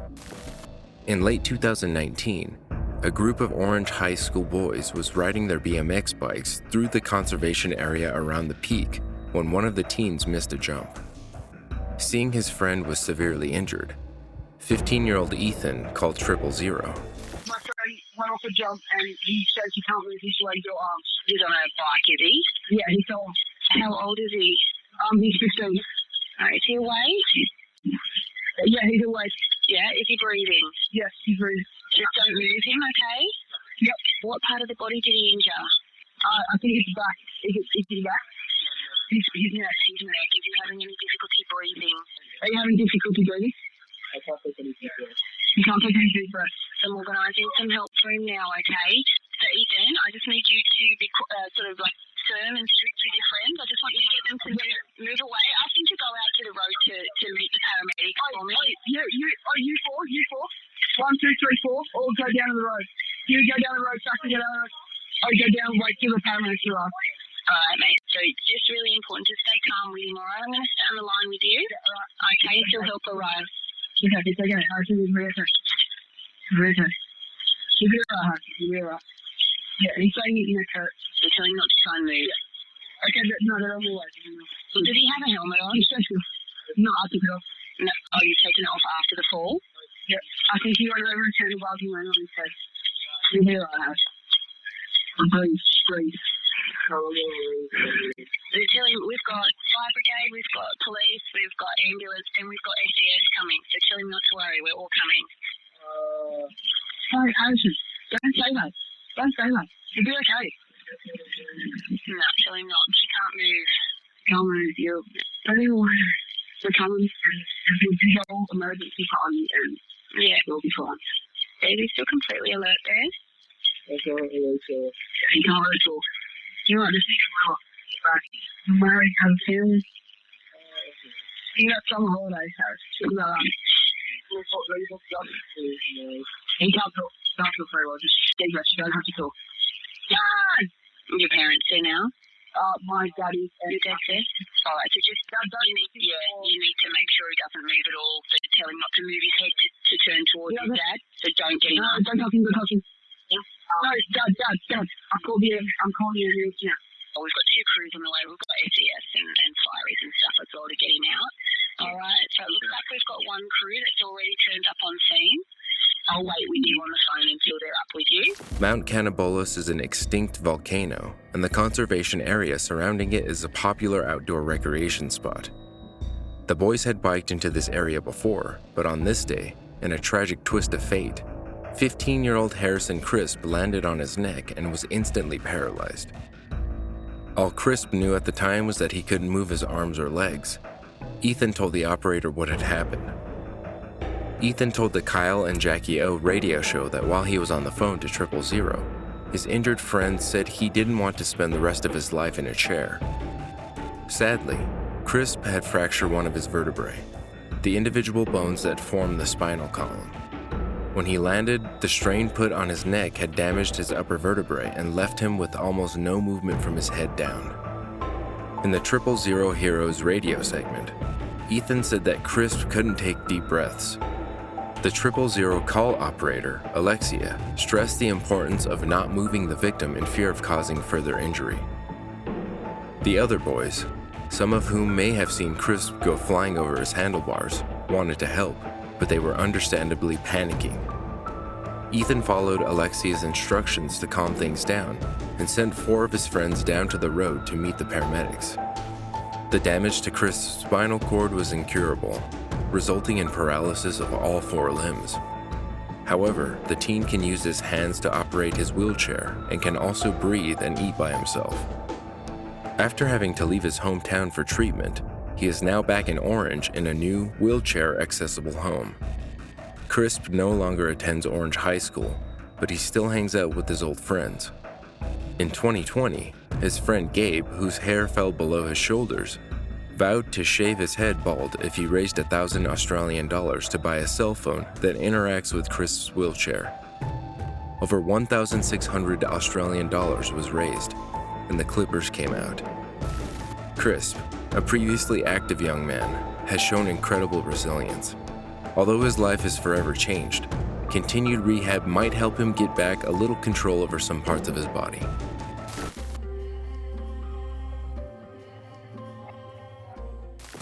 "11-year-old Josh Williamson became a little hero when he performed life-saving CPR on his father, Tommy. The 56-year-old suffered a heart attack and collapsed on the kitchen floor in their Leicester home. Josh called 999 in February 2015. You tell me exactly what's happened. Well, my dad fell over and he's bleeding. I think he's dead. Okay. Hello? Hello. Right, I need you to be with the... Are you with the patient now? Yeah. Okay, right, listen carefully. I'm going to tell you how to do resuscitation. Okay, make sure he's flat on his back on the ground. He already is. I think he's fell on his back. I think he broke his nose. Okay, I need to do this first, okay? He's got blood that's coming off his nose. I understand. I don't want him to die. I know, I understand. That's why I'm trying to help, okay? So place the Can you try and save him from me? I don't want him to die. Right, I need you to do this for me, okay? I need you to place the heel of your hand on the breastbone in the centre of his chest, right between the nipples. Yeah. The other hand on top of that hand. Push down firmly 2 inches. Yeah. With only the heel of your lower hand touching the chest. Yeah. Now listen carefully. Pump the chest hard and fast, at least twice per second. We're going to do this 600 times or at least until help can take over. Let the chest come up all the way between pumps. Count out loud so I can count with you, okay? How many times? 600. I'm counting with you, okay? So 1, 2, 3, 4. 1, 2, 3, 4. 1, 2, 3, 4. 1, 2, 3, 4. 1, 2, 3, 4. 1, 2, 3, 4. Keep going, you're doing really well. 1, 2, 3, 4. 1, 2, 3, 4. 1, 2, 3, 4. 1, 2, 3, 4. Keep going, you're doing really well. Make sure it's safe, nice and steady. 1, 2, 3, 4. 1, 2, 3, 4. 1, 2, 3, 4. 1, 2, 3, 4. 1, 2. The ambulance is here now. Are they? I'll leave you with them then. Okay, bye. Bye. Instead of panicking, the little boy displayed calm and clear-headed thinking that allowed him to dial 999 and save the life of his father, whose heart had stopped beating. The terrified little boy had initially thought that his father was dead when he found him. Still, he followed instructions from the 999 dispatchers and, while sobbing, performed chest compressions and CPR on his father until paramedics arrived. Once on scene, using a defibrillator and chest compressor, the little boy and Child of Courage winner later expressed how he believes that it is important for all children to know what to do in an emergency, including knowing to call 999 and how to perform CPR should they ever need to keep somebody alive. He stated that they never know what could happen. They could save lives. Joshua's father, Tommy, was taken to hospital where he was placed under an induced coma and diagnosed with myocarditis, which is the inflammation of the heart muscle that can lead to sudden heart failure, cardiac dysfunction, and even death. He has since had a defibrillator implanted to prevent his heart from stopping again. and restarting it if it does. Tommy has expressed his pride for his son, stating that he would not be here without him. Joshua had thanked paramedics for saving his father's life, saying, "Thank you, I am not ready to lose my dad yet."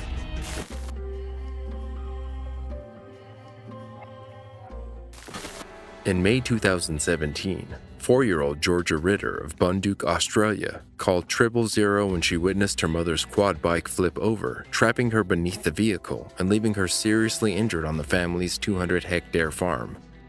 Where are we coming to? It's Georgia, kid. Okay, what's your address there? My mum's in danger. So who else is there with you? No one. How far away is the buggy from where you are? How long would it take you to get back to Mum? It's a long way. It's a long way, is it? Yeah. Okay. How old are you? 4. You're 4? Yeah. Okay, you're doing a really good job, okay? Yeah. Stay on the phone with me. My name's Matt, okay? Take a deep breath, nice and slowly. Tell me what's happened. My cat's next to me. Your cat's next to you? Yeah, with Tiger. So is Tiger still there with you? Yeah. He is, okay. What's he doing at the moment? He's nearly falling asleep? Yeah. Okay, Georgia, like I said, I'm going to stay here till the help gets there. Mum was driving up the top of the buggy and circled on the top. I'm not trying or anything. Yeah, so was that on the paddock, was it? Yeah.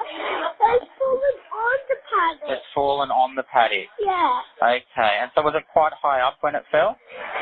Yes, quite up. You had to go down there. So does Dad work at Gloucester or? He works at a farm. He works on a farm? Yeah, a cattle work farm. Oh, cattle work farm. You must really like your cattle then. Yeah. Do they make a lot of noise? Okay. The brave 4-year-old girl scaled a 75-degree slope to help her mother and check on her injuries before running nearly a kilometer to reach their home. Westpac Rescue Helicopter member Graham Nickerson said that Georgia continued to help the first responders with information as they arrived at the farm. Georgia's ability to provide critical information to our helicopter crew, ground paramedics, and the clinicians on board when we arrived was nothing short of amazing, he said. Her clear instructions, information, and maturity in handling what a very difficult and challenging incident was all contributed to ensuring her mom received the urgent care she needed. Proud mom, Natalie Ritter, says she was very proud of her daughter as she became the youngest person in NSW Ambulance's 122-year history to receive the Commendation for Courage Community Award and Drop Ribbon Medal. Acts of bravery come in all shapes and sizes, and so do the very people who perform them. NSW Ambulance Commissioner Dominic Morgan said as he presented the 4-year-old with the award.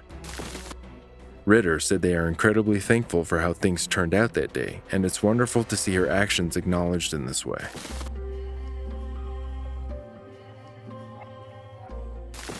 In October 2016, 12-year-old Oscar McFarland proved himself impressively capable in an emergency.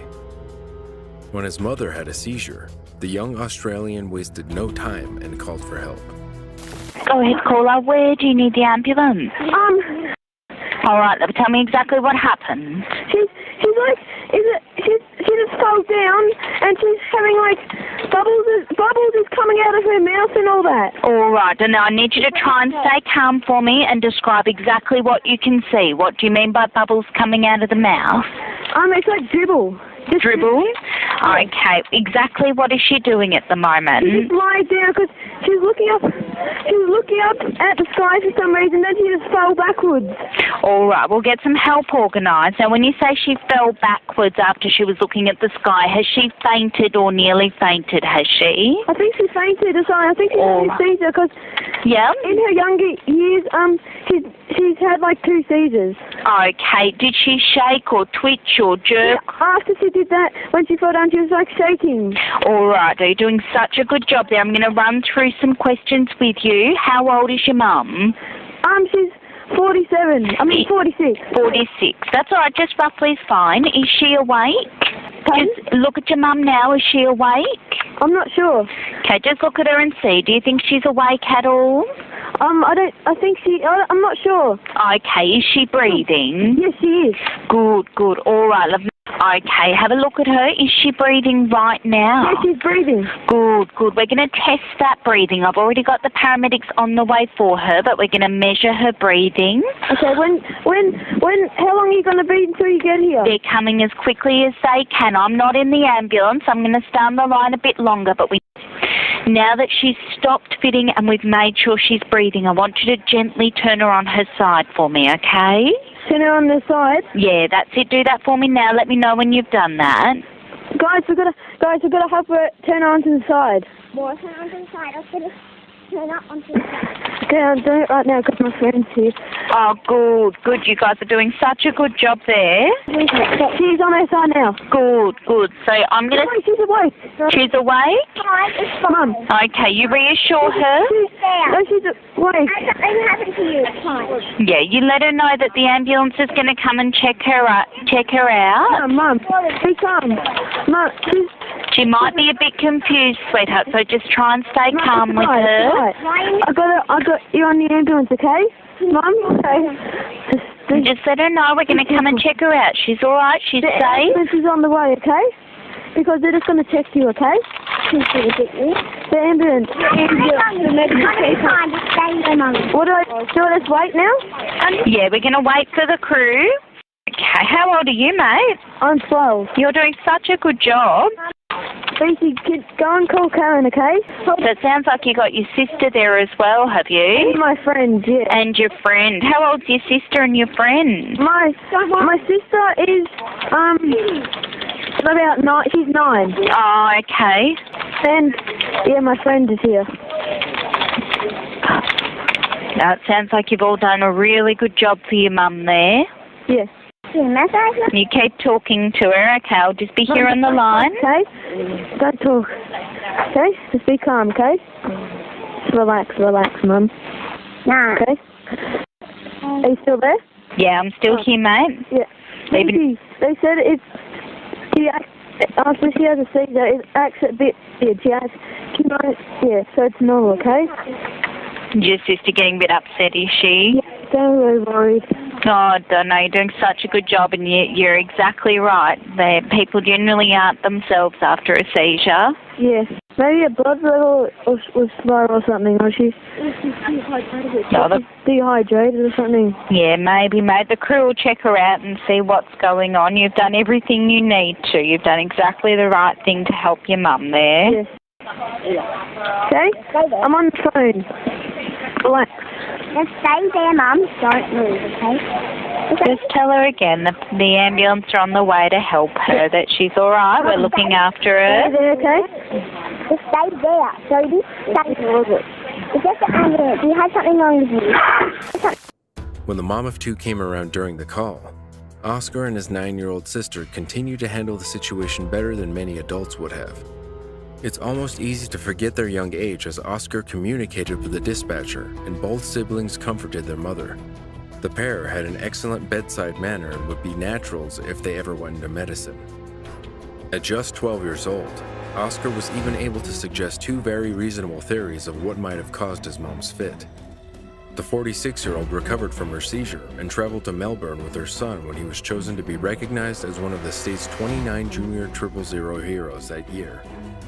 Established by the Australian Emergency Services Telecommunications Authority, the Junior XXIII Heroes Award celebrates young Australians who show outstanding bravery and play a vital role in emergency situations. Children are nominated for the award each year by the operators who take their calls.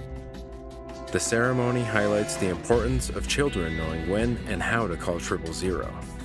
At the award ceremony in June, the Australian rules football fan was presented his award by the Minister for Emergency Services, Jane Garrett, and Australian stand-up comedian Dave Hughes in Melbourne. He also met Marissa Ryan, the 000 operator who had answered his call and nominated him for the award. The Emergency Services Minister said, "Victoria's brave Junior XXIII heroes remain remarkably cool, calm, and collected in emergencies that would have rattled most adults."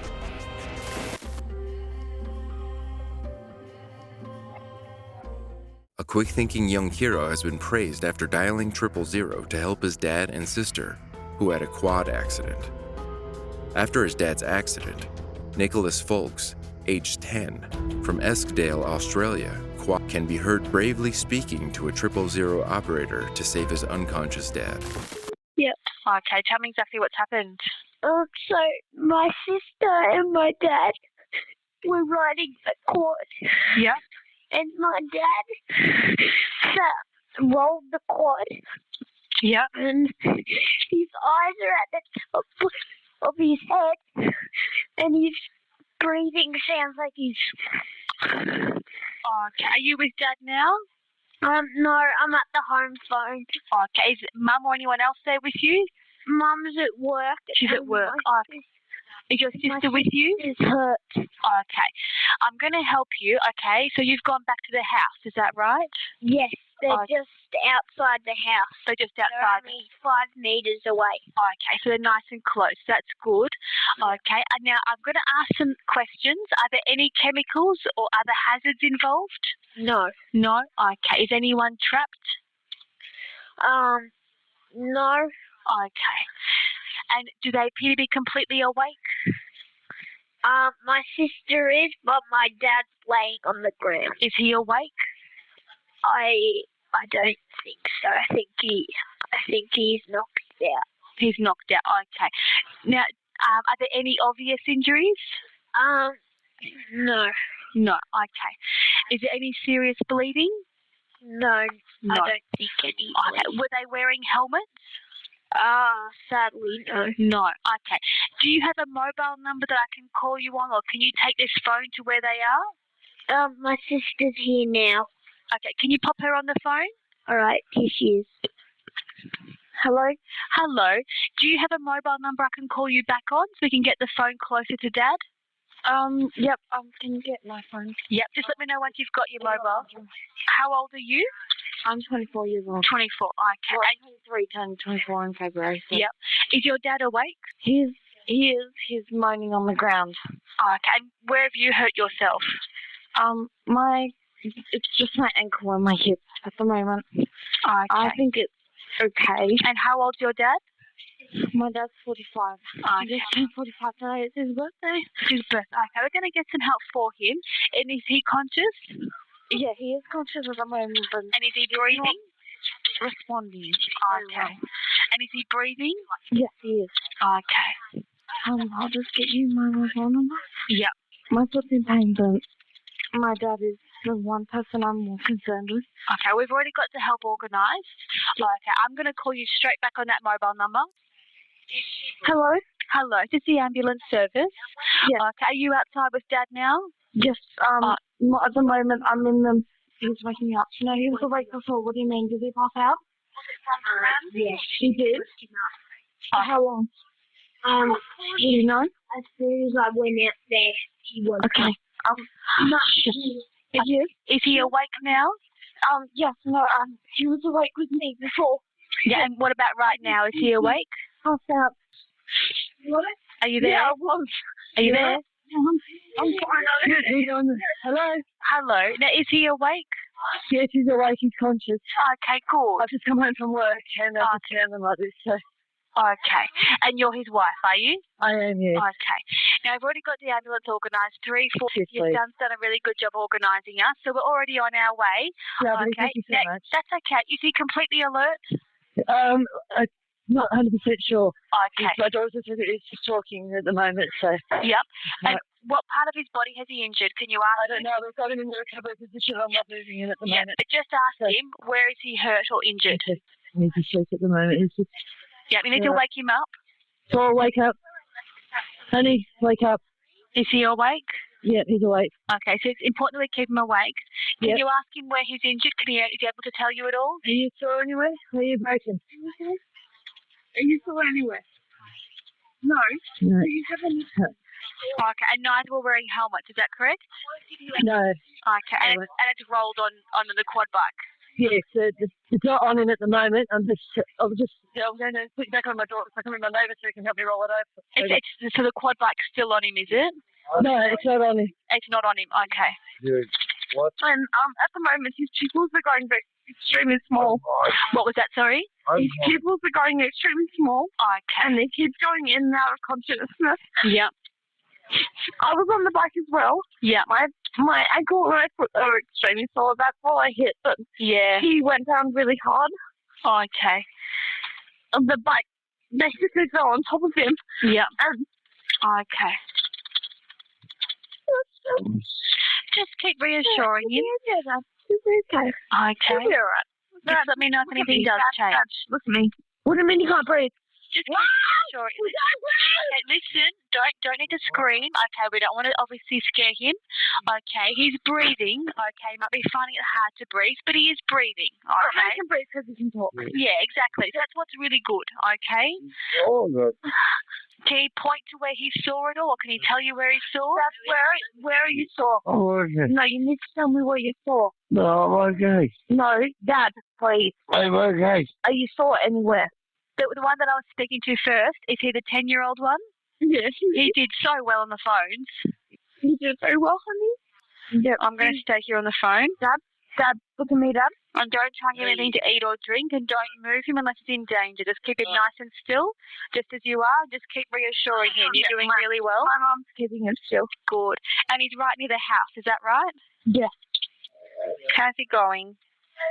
He's just rolling over now. Okay. He's trying to get up. Yeah. Okay, I know they're trying their best to keep him nice and still. He's bleeding on the side of the head too. Okay. Are you Nicholas, are you? Yes. You've done such a good job calling us. You're welcome. And you don't have any pets there that are out and about? Two dogs. Okay. Are you able to lock the dogs away or tie them up just so they don't get in the way of the crew? Okay. Do you know how fast they were going when it happened? Did you see it happen? No, I was inside and then I heard my sister call out and then I ran out. Okay. Hello, how are you? So sorry about this. No, that's okay. Is he completely alert now? Yes, he's completely alert and he got himself up and such Yeah. that he ordered him to stay still, but he seems fine. He's just had a bump to the head and Yeah. all that. But maybe the endos might just want to come and just check him over. Yeah, no, of course. It's always a good thing, just considering obviously not knowing the extent of the injuries. They are on their way. I'll let you go so you can look after him. But if anything changes in between now and us arriving, just call us straight back on 000. And thank you so much for your help. And I'm sorry, I've just got home from work and I'm like, no, that's okay. Your son did really well. Thanks so much for that. Thank Take you very care. much. Bye. Thank you, bye. Nicholas told the operator that his dad, Paul Folks, was unconscious and had staggered breathing after an accident at their farm with his shaky voice.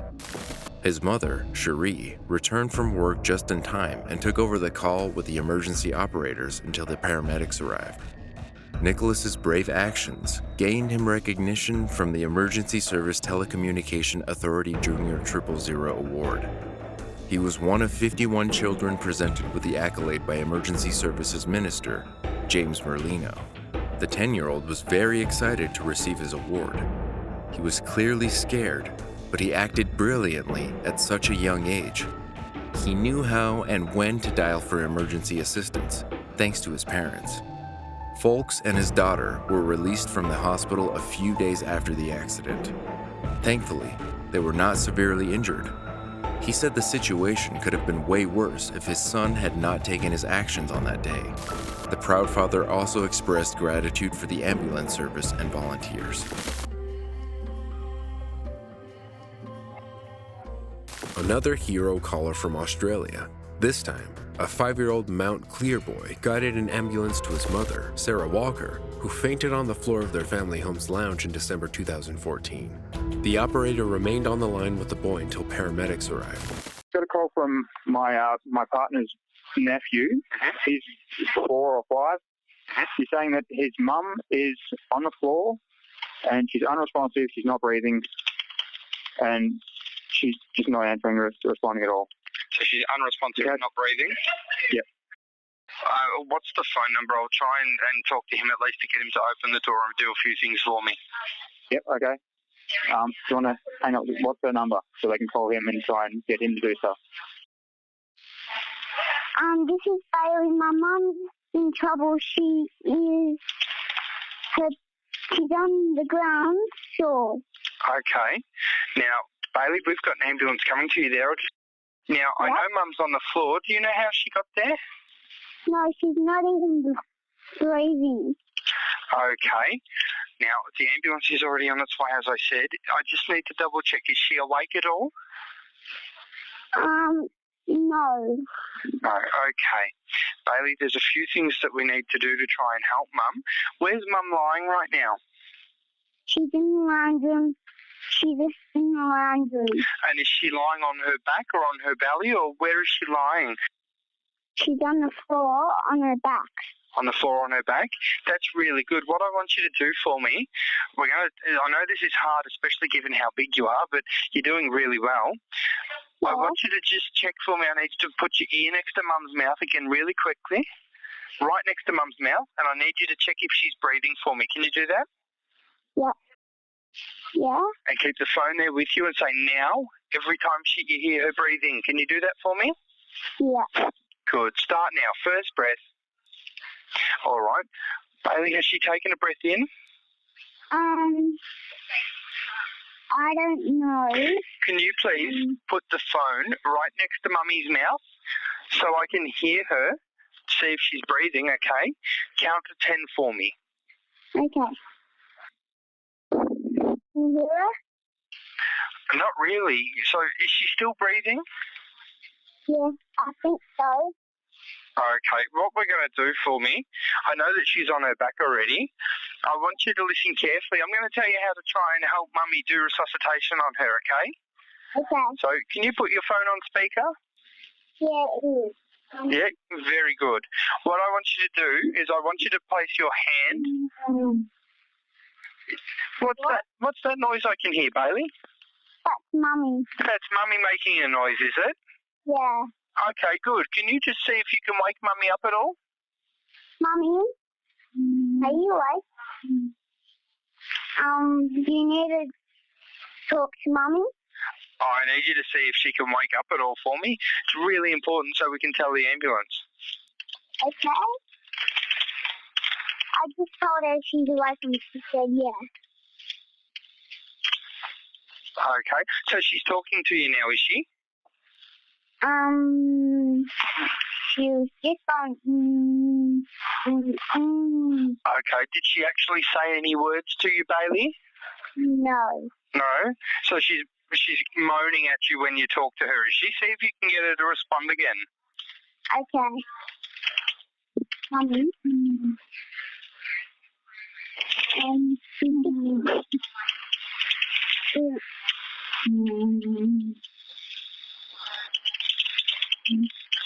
She's going to me again. I think she's on the wrong house. Sorry? The ambulance are on the wrong house. Are they? Are you at number 7? No. Look, can you run out the front? You see the ambulance outside, can you? Yeah. Okay, can you run out the front for me? Yeah. 10-0. So you're at 10, are you? 1-0. 1. I can see the ambulance. Okay. Now, what I want you to do... Hi. So your mum, are you? Yes. Okay. Bailey was a bit concerned he couldn't wake you up at all and he thought you'd stop breathing, so there's an ambulance coming to pick you out. Myself on the floor. Sorry? I've got to throw myself on the floor. Okay, so you've just woken up on the floor. You're not sure how you got there? No, I'm just fucking off. All right. All right. Now, I've got to say, Bailey's done an awesome job. He contacted your family who called us, and he's done really well helping when I've called him back there, okay? Yeah. The ambulance will be with you as quickly as they can. I just want you to rest where you are, please. I will probably scared the crap out of him. Sorry? I probably scared the crap out of him. He's done really well nonetheless. All right. Let me know when the paramedics are right there with you, okay? Hello. Hi, Bailey. Yeah, my name's Daniel. Bailey, I think you've done a fantastic job calling for Mum today, okay? And thank you very much for all of your help. Yeah? Yep, I'll leave you with the ambulance now, okay? You've done a great job, Bailey. Yeah. All right, I'll leave you with the paramedics. Take care, mate. Yeah. All right, bye. Okay. Bye. A day like any other went a little haywire when 5-year-old Bailey Woodruff came to the rescue when his mother fainted. Bailey was one of the 26 children across Australia who received an ESTA award for bravery presented by the Victorian Emergency Services Minister Jane Garrett for his successful efforts to guide paramedics to his family home when his mother fainted suddenly. Bailey was on the line with emergency operator Daniel Torney, and with the guidance of the operator, Bailey was able to confirm that his mother was breathing on their living room floor. Thanks to his parents teaching him how to contact emergency service and his home address from a young age, the boy was able to give directions to his home address. Sarah was taken to the hospital and expressed how proud she was of her son when he visited her that night with his dad. There were tears and cuddles all around. His dad, Josh Woodruff, told reporters he broke down when he heard the audio of Bailey's phone conversation to the emergency services operator at the award ceremony where his son was given a Junior XXIII Hero Award for his bravery. "I just hugged him and I didn't want to let go," Ms. Walker said. "I was stunned that he knew what to do because many kids that age would not know to call their family or what to do if they were talking to an emergency operator." Mr. Torney also attended the award ceremony where he gave Bailey a teddy bear signed by comedian Dave Hughes. Bailey named the teddy bear Daniel after Mr. Torney.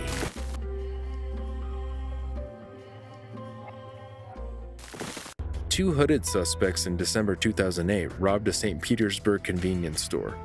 Two store employees were shot in front of the 3 children, and the 11-year-old son of the store owner called 911 for help. This is for the gunshot wound. Rescue is responding. It's an unconfirmed address. Thank you. Call for police. Yes. All right. Hello? Hello, my dad and my uncle just got shot. Okay. Oh my God, oh my God. 2 people shot at this time. What happened? Tell me exactly what happened. Oh, they came in and then they go, give me somebody. And then my dad ran with the face, and then they really shot him. Okay. Did you see the person who did it? No, I didn't see the face. They had these bandanas in their mouth. Okay. In front of the face. Did you see if they were white or black? Huh? Was it or black? Okay. We're in a white neighborhood. Anyone in the black neighborhood. 10-4. Please. Okay, which way did they go? I don't know. My dad just shot and then my uncle told me to get that on the ground. All right, the paramedics and the paramedics and the police are on the way. Did the suspect leave the scene yet? Oh my God. Did the suspect leave the scene yet? Yes, they left like an hour ago. All right, scene's clear. Suspects are gone. It's going to be black males wearing bandanas. Signal 0 with a gun. Okay, you didn't see if they left in a vehicle? I don't know. My uncle just told me to get on the ground. Okay. All right, I got it. Oh my God, my dad. Okay. You can go ahead and hang up with me now, okay? What? The police are there. You can go ahead and hang up. The robbery at Joy Food Mart, 1005 49th Street, resulted in the shooting of 2 employees. The store owner's son contacted 911 for help, and one of the injured employees pushed the panic button before being shot. When authorities arrived, the clerks were taken to Bayfront Medical Center with life-threatening injuries. According to police, the robbery was committed by 3 males who were believed to be in their late teens or early 20s, but detailed descriptions were not released. Surveillance video showed the gunman was tall and wiry, aggressive and fast. A second robber stood at the door as a lookout in both holdups. The shooting was reportedly the latest in a series of violent robberies in the Tampa Bay area over the past few months. The first of the string of robberies was on December 1st when Narendra Patel was shot at his store, Star Deli, 2451 5th Avenue. He was shot 3 times, even though the criminals had already gotten the money from the till. 2 days later, his brother was shot during a robbery at his store, Suhani, 2539 Dr. Martin Luther King Jr. Street. The suspect reportedly vaulted the counter, shot the owner in the stomach, and grabbed money from the register. Both men survived the robberies. No arrests have been made in connection with any of these shootings, and police do not believe that the robbers intentionally choose to single out the brothers.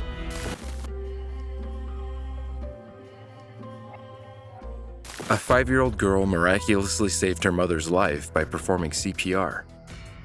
Aoife Forsyth from Melbourne, Australia, called 000 when her mom collapsed and stopped breathing.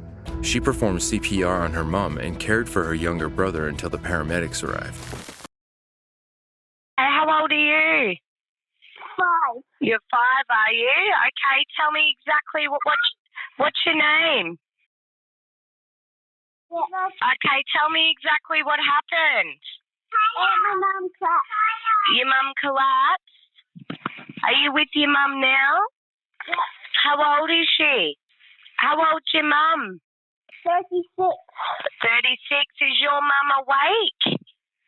Yep. Yep. Is she breathing? Yep. Yeah. Is she awake? Yep. Can she talk to you?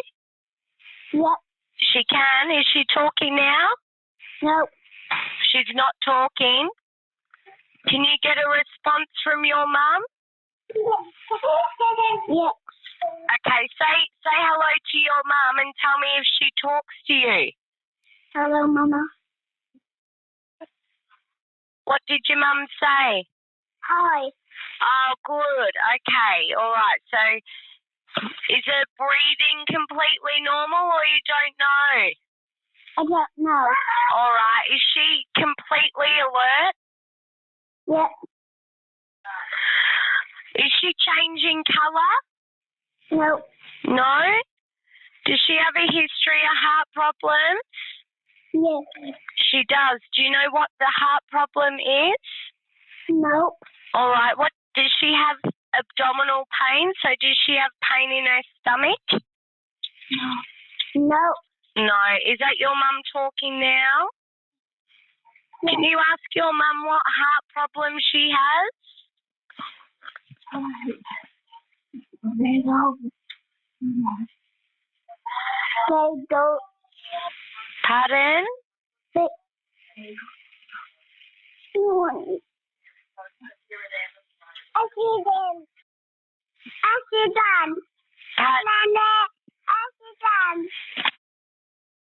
Darling? Yep. What heart problem does your mum have? SVT. SVT. Okay, good girl. And have you got another brother or sister there? I've got a sister and she's 2. Two, is she? Okay.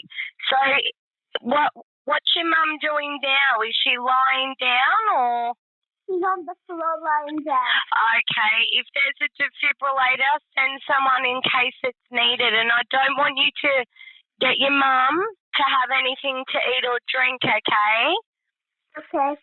When she's breathing, do you know what I mean by breathing? When she's breathing, can you ask your mum, is her breathing normal for her? She's shivering. She's shivering. How's her breathing? Is it normal? Yes. Do you want to ask her, is your breathing normal? Just say, Mum, is your breathing normal? Mum. Yep. It is. Oh, good. You're doing a really good job for your mum. Have you rang XXII before? Yep. You have rang 000 before. Good. Okay. I'm going to stay on the line with you until the ambulance gets there, okay? Okay. What I want you to do is watch your mum really closely, okay?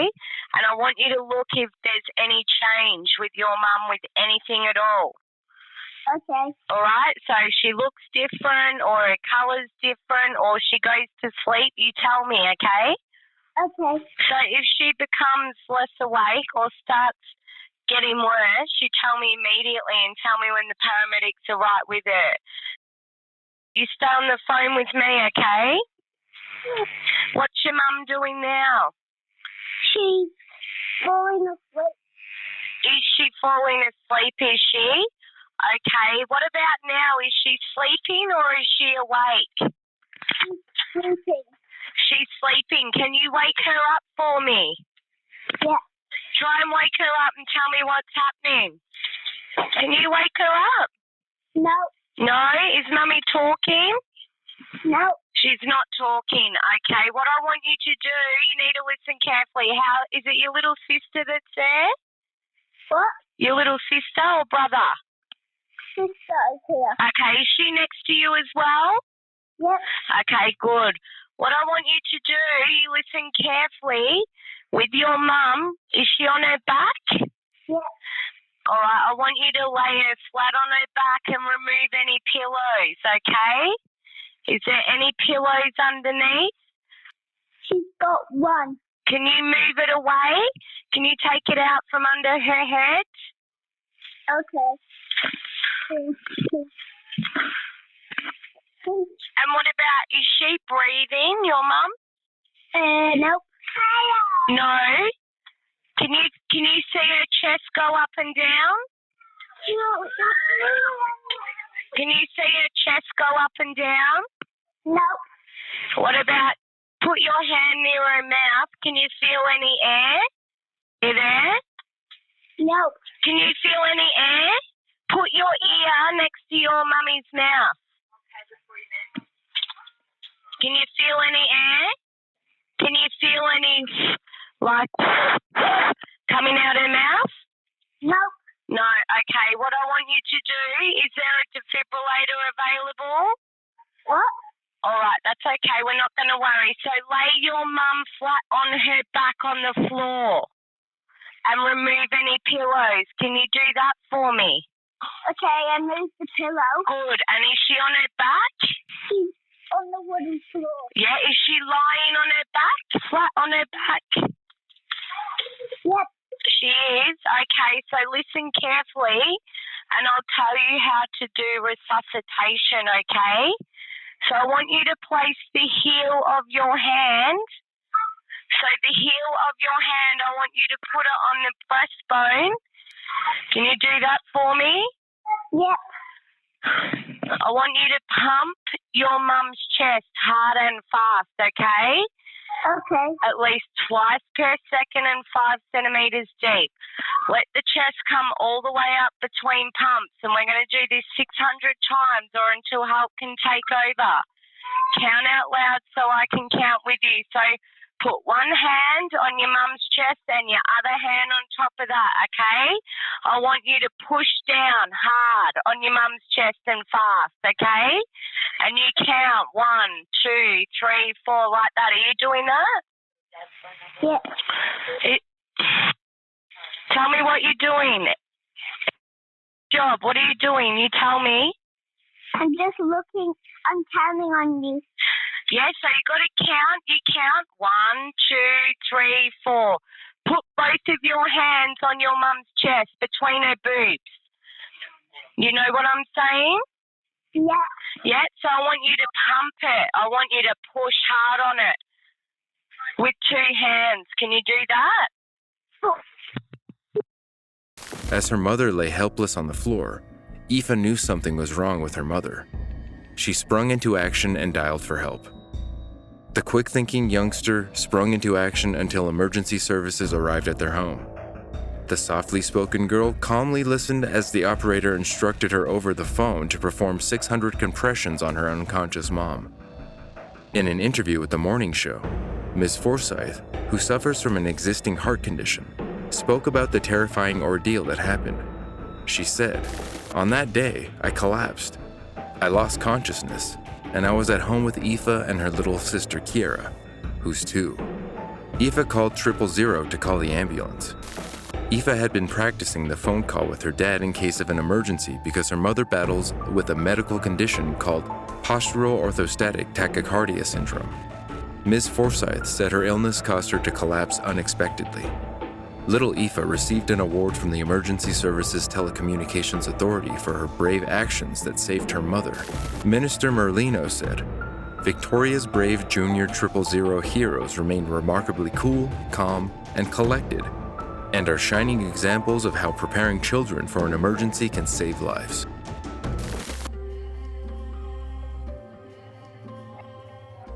Staying down under, our next call is from another incredibly brave young Australian, this time from the state of Victoria. Charlotte was 11 years old in 2019 when her dad, in the only adult home, suddenly lost consciousness. But, having been taught how to call for help when she was younger, she knew what to do. So I was watching telly with my dad and my brother, and my dad has epilepsy, and I think he's just had a seizure. Okay, we'll get him some help. Are you with Dad now? Yeah, but he's fallen on the ground, and I think it's hit his head. Okay, how old is he? He's 49. Is Dad awake? Just check his awake. Check his heart rate. Is he awake? It's okay if you don't know. Can I just do a check? That's okay, that's fine. And you check if he's breathing as well, okay? He's breathing. He's head a little bit, but he's on the ground. Okay, so is he awake? I don't think so. Okay, is he breathing? I'll check if his chest is going up and down. Charlotte's mom was out shopping, and Charlotte and her twin brother, Jasper, were home watching TV when their dad walked into the living room. The twins' dad told the Sunraysia Daily newspaper that everything then went black. Lewis, the Mildura man, hit his head as he collapsed, but his son Jasper reacted quickly and caught his dad, preventing further injuries. Charlotte then made the life-saving call, which later got her nominated as a 2020 XXIII hero. Although the award ceremony didn't go ahead that year due to COVID, Charlotte was congratulated live on local radio and was in the local paper. Her dad later said, she was pretty rapt that she got nominated for the award and stoked when she found out she was only one of the 12 kids in Victoria to win one. She told host Neil Mitchell that she had to keep running away from the phone because it was a landline and didn't reach where her dad was. So she and her brother rolled their father over to get his cell phone from his pocket, and the XXIII operator then called her back on that. The siblings knew their dad had epilepsy, and Charlotte told the show's listeners, "When I was little, my mom and dad, they taught me the importance of calling XXIII." She also mentioned a kids' TV show called Operation Ouch that follows paramedics and teaches children about emergency medical care. Charlotte said she was very relieved when the paramedics arrived. Following his seizure, Lewis spent 5 days in the hospital, but was much better when he was released with an increase in medication. Her father was taken aback when he first heard the calls and said he was proud of both of his children. Speaking about his daughter, he said, "She took charge in what otherwise would have been a pretty frightening situation."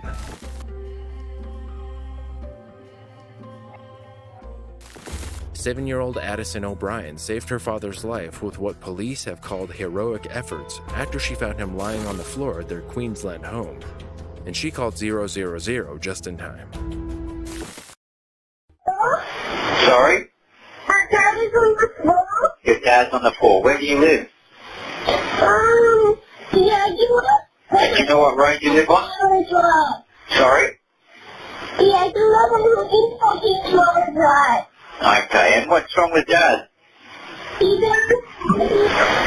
Alright, what's your name? Addison, and how old are you? You're 5? Alright, is your dad breathing?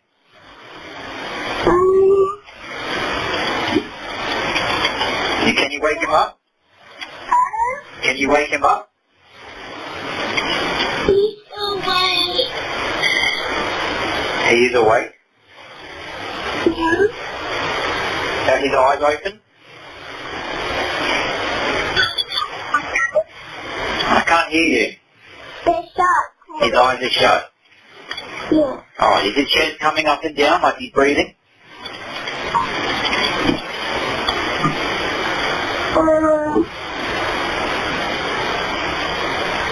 Yeah.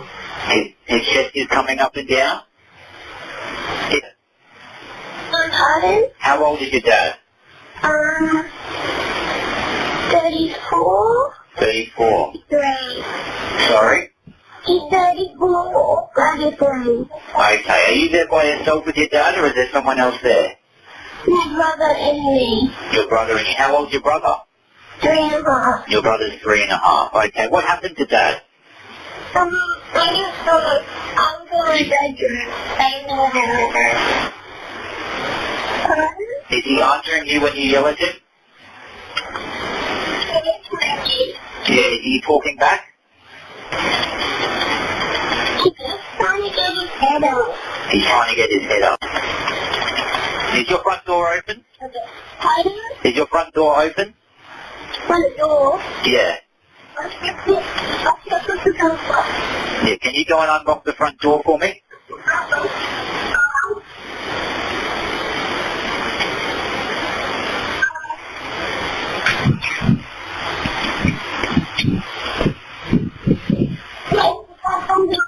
The door's unlocked? Good. Okay. Can you go back to Dad for me? And just see if his chest is still moving? Okay, alright. Can you run out the front for me? Right, Yep, there should be a policeman there. Can you show him where your dad is? It was June 2018 when Addison found her father on the floor, with only her 3-year-old brother with her. She hastily contacted 000, where she calmly and maturely told the operator her address and unlocked the door for police to him, where they could help him. Mr. O'Brien stated that he couldn't believe how calm she was. They'd only been living in the house a few months when it happened, and she rattled off the address like she'd been living there all her life. Mr. O'Brien had reportedly suffered a seizure, and many believed that her actions saved his life. Communications Group Inspector Kim Kellawash stressed the importance of recognizing her actions and said that making a call to 000 can be one of the most stressful experiences a person may ever go through. But Addison managed the situation perfectly for someone of her age. Addison was made an honorary junior police officer and was presented with a certificate of appreciation, a koala cup, and a junior police cap. That's going to take a couple of years to fit.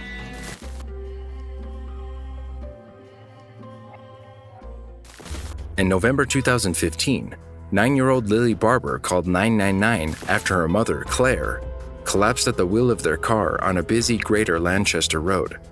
Lily and her younger sister guided the police to their whereabouts. Hello?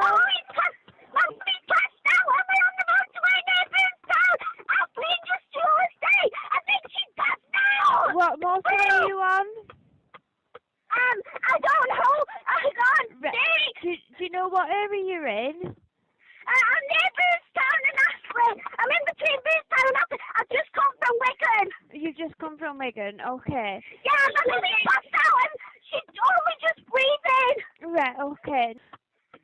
I'm in the car by myself. Right. What colour car are you in? I'm in a white Fiat 500. Right, okay. What's your name, sorry? Lily Barber. Willie Barber. Yeah. What's your mum's name? Claire Adele Barber. Right, okay, not be second. How old's your mum? Mummy! Huh? How old's your mum? 40. She's 40. Is she breathing? Yeah, only just, but she's really ill. She just passed out. We pulled over. Okay. She's alive. She's just very poorly. All right, I'm staying on the phone with you, okay? Can you try to speak to her and get her to talk to you? She's completely passed out. She can't talk. She just noticed she's just going, Right, okay. I should not be mental stress illnesses. She did really hard. Yeah. She's blinking. She just blinked. Wigan. You've come from Wigan, haven't you? Yeah, and I'm in between on the way to Boothstown and Astley Industrial Estate. You're near Astley Industrial Estate? Yeah, I think we're right next to it. I'm not sure. Right. I'm not very good with motorways. How old are you, Willie? I'm 9 years of age. I know CPR, but I'm not very good at it. No, that's fine. As long as she's breathing, okay. She is breathing. She's Yeah. got like phlegm in her mouth. Do you think you're on the East Lancs? Have you got an off the motorway? Yeah. No, we're not off the motorway. I think I'm on the East Lancs, yeah. You think you're on the East Lancs? Yeah. Just coming off the East Lancs, I think. Right, okay. And you're near Boothstown, you said, yeah? Yeah, near Boothstown, and it says pointing an arrow, so I think we're about a mile away from Astley Industrial Estate, I'm not sure. Right, okay. There's a sign in front of me saying, Boothstown forward ahead, it's a quarter of a mile away, and Astley Industrial Estate quarter of a mile away. Right, okay, that was a second. My mum, she's alive, right. Mother of two, 41-year-old Claire Barber had been visiting her boyfriend with her children and, upon driving home, pulled over to the side of East Lancashire Road, with a headache just before collapsing. Luckily for Claire, her two daughters, 9-year-old Lily and 6-year-old Eva, were in the car with her, and the older of the two hurried to contact emergency services. The schoolgirl had been stressed and highly emotional, but calmed quickly once the dispatcher started talking to her. Lily desperately tried to explain to authorities that they were in a Fiat 500 and close to an industrial estate on the side of a busy 2-lane road. She also put on the vehicle's hazard lights to make it easier for them to be found. Both sisters have been awarded for bravery by the police, and their mother expressed how proud she was of her daughters, saying that she had taught them about 999 emergency services from a young age and stressed how important it is for children to be aware of what to do in an emergency.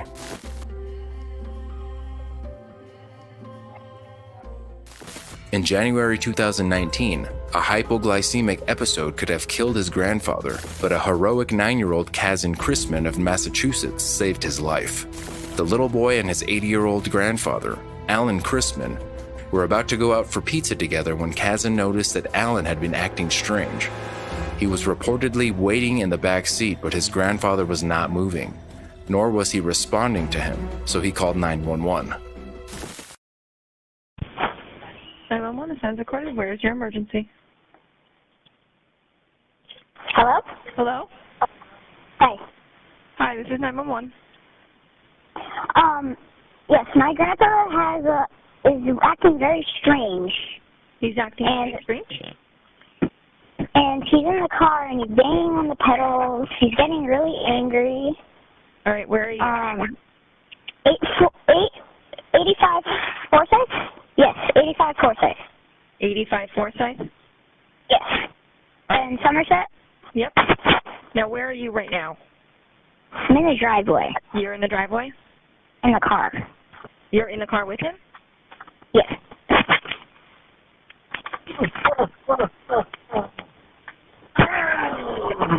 So what I want you to do is, can you get out of the car? Sure. All right, now is there anyone else there? No. There's no one else there, just you and your grandfather? Yes. All right, can you... Do you mind if I ask one more question? Yep. Papa? Are you alright? Papa? Yeah, he's not answering me. He's not answering you? No, he's just really mad. Okay, can you get back into the house at all? Or does he have the keys?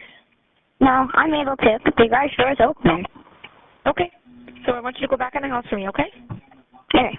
All right, now what's your name? My name is Kazan. Caden? Kazin, Kazan. Okay. And what's your last name? Chrisman, Chrisman. And do you know what this phone number is? No, but I do know my dad's and my mom's. All right, and have you tried calling either of them? No. All right.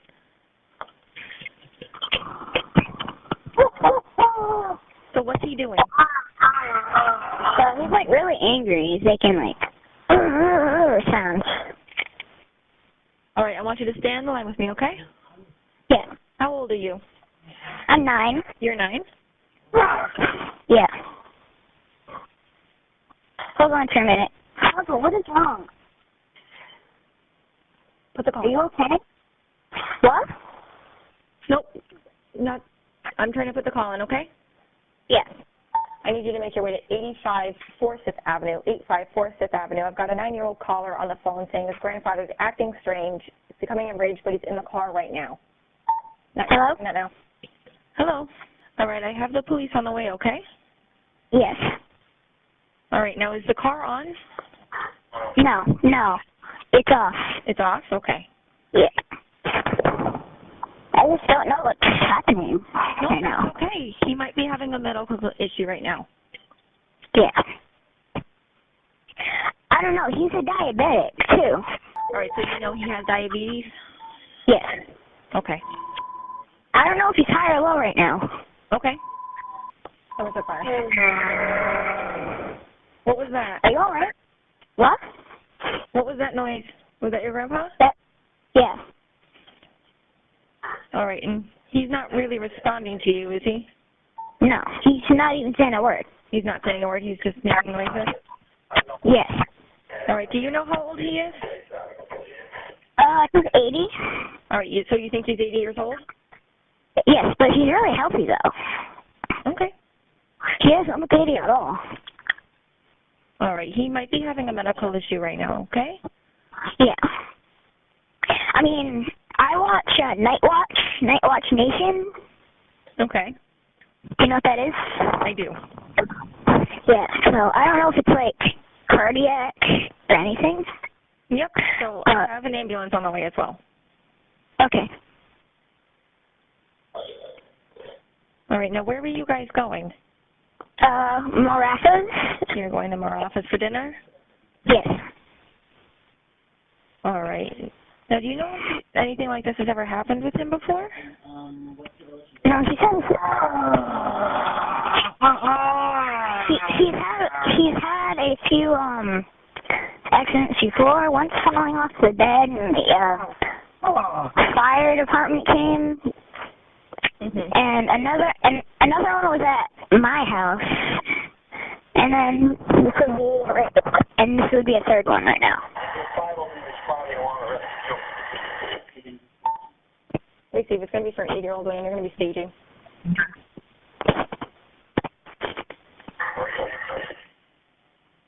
All right, they're on the way right now, okay?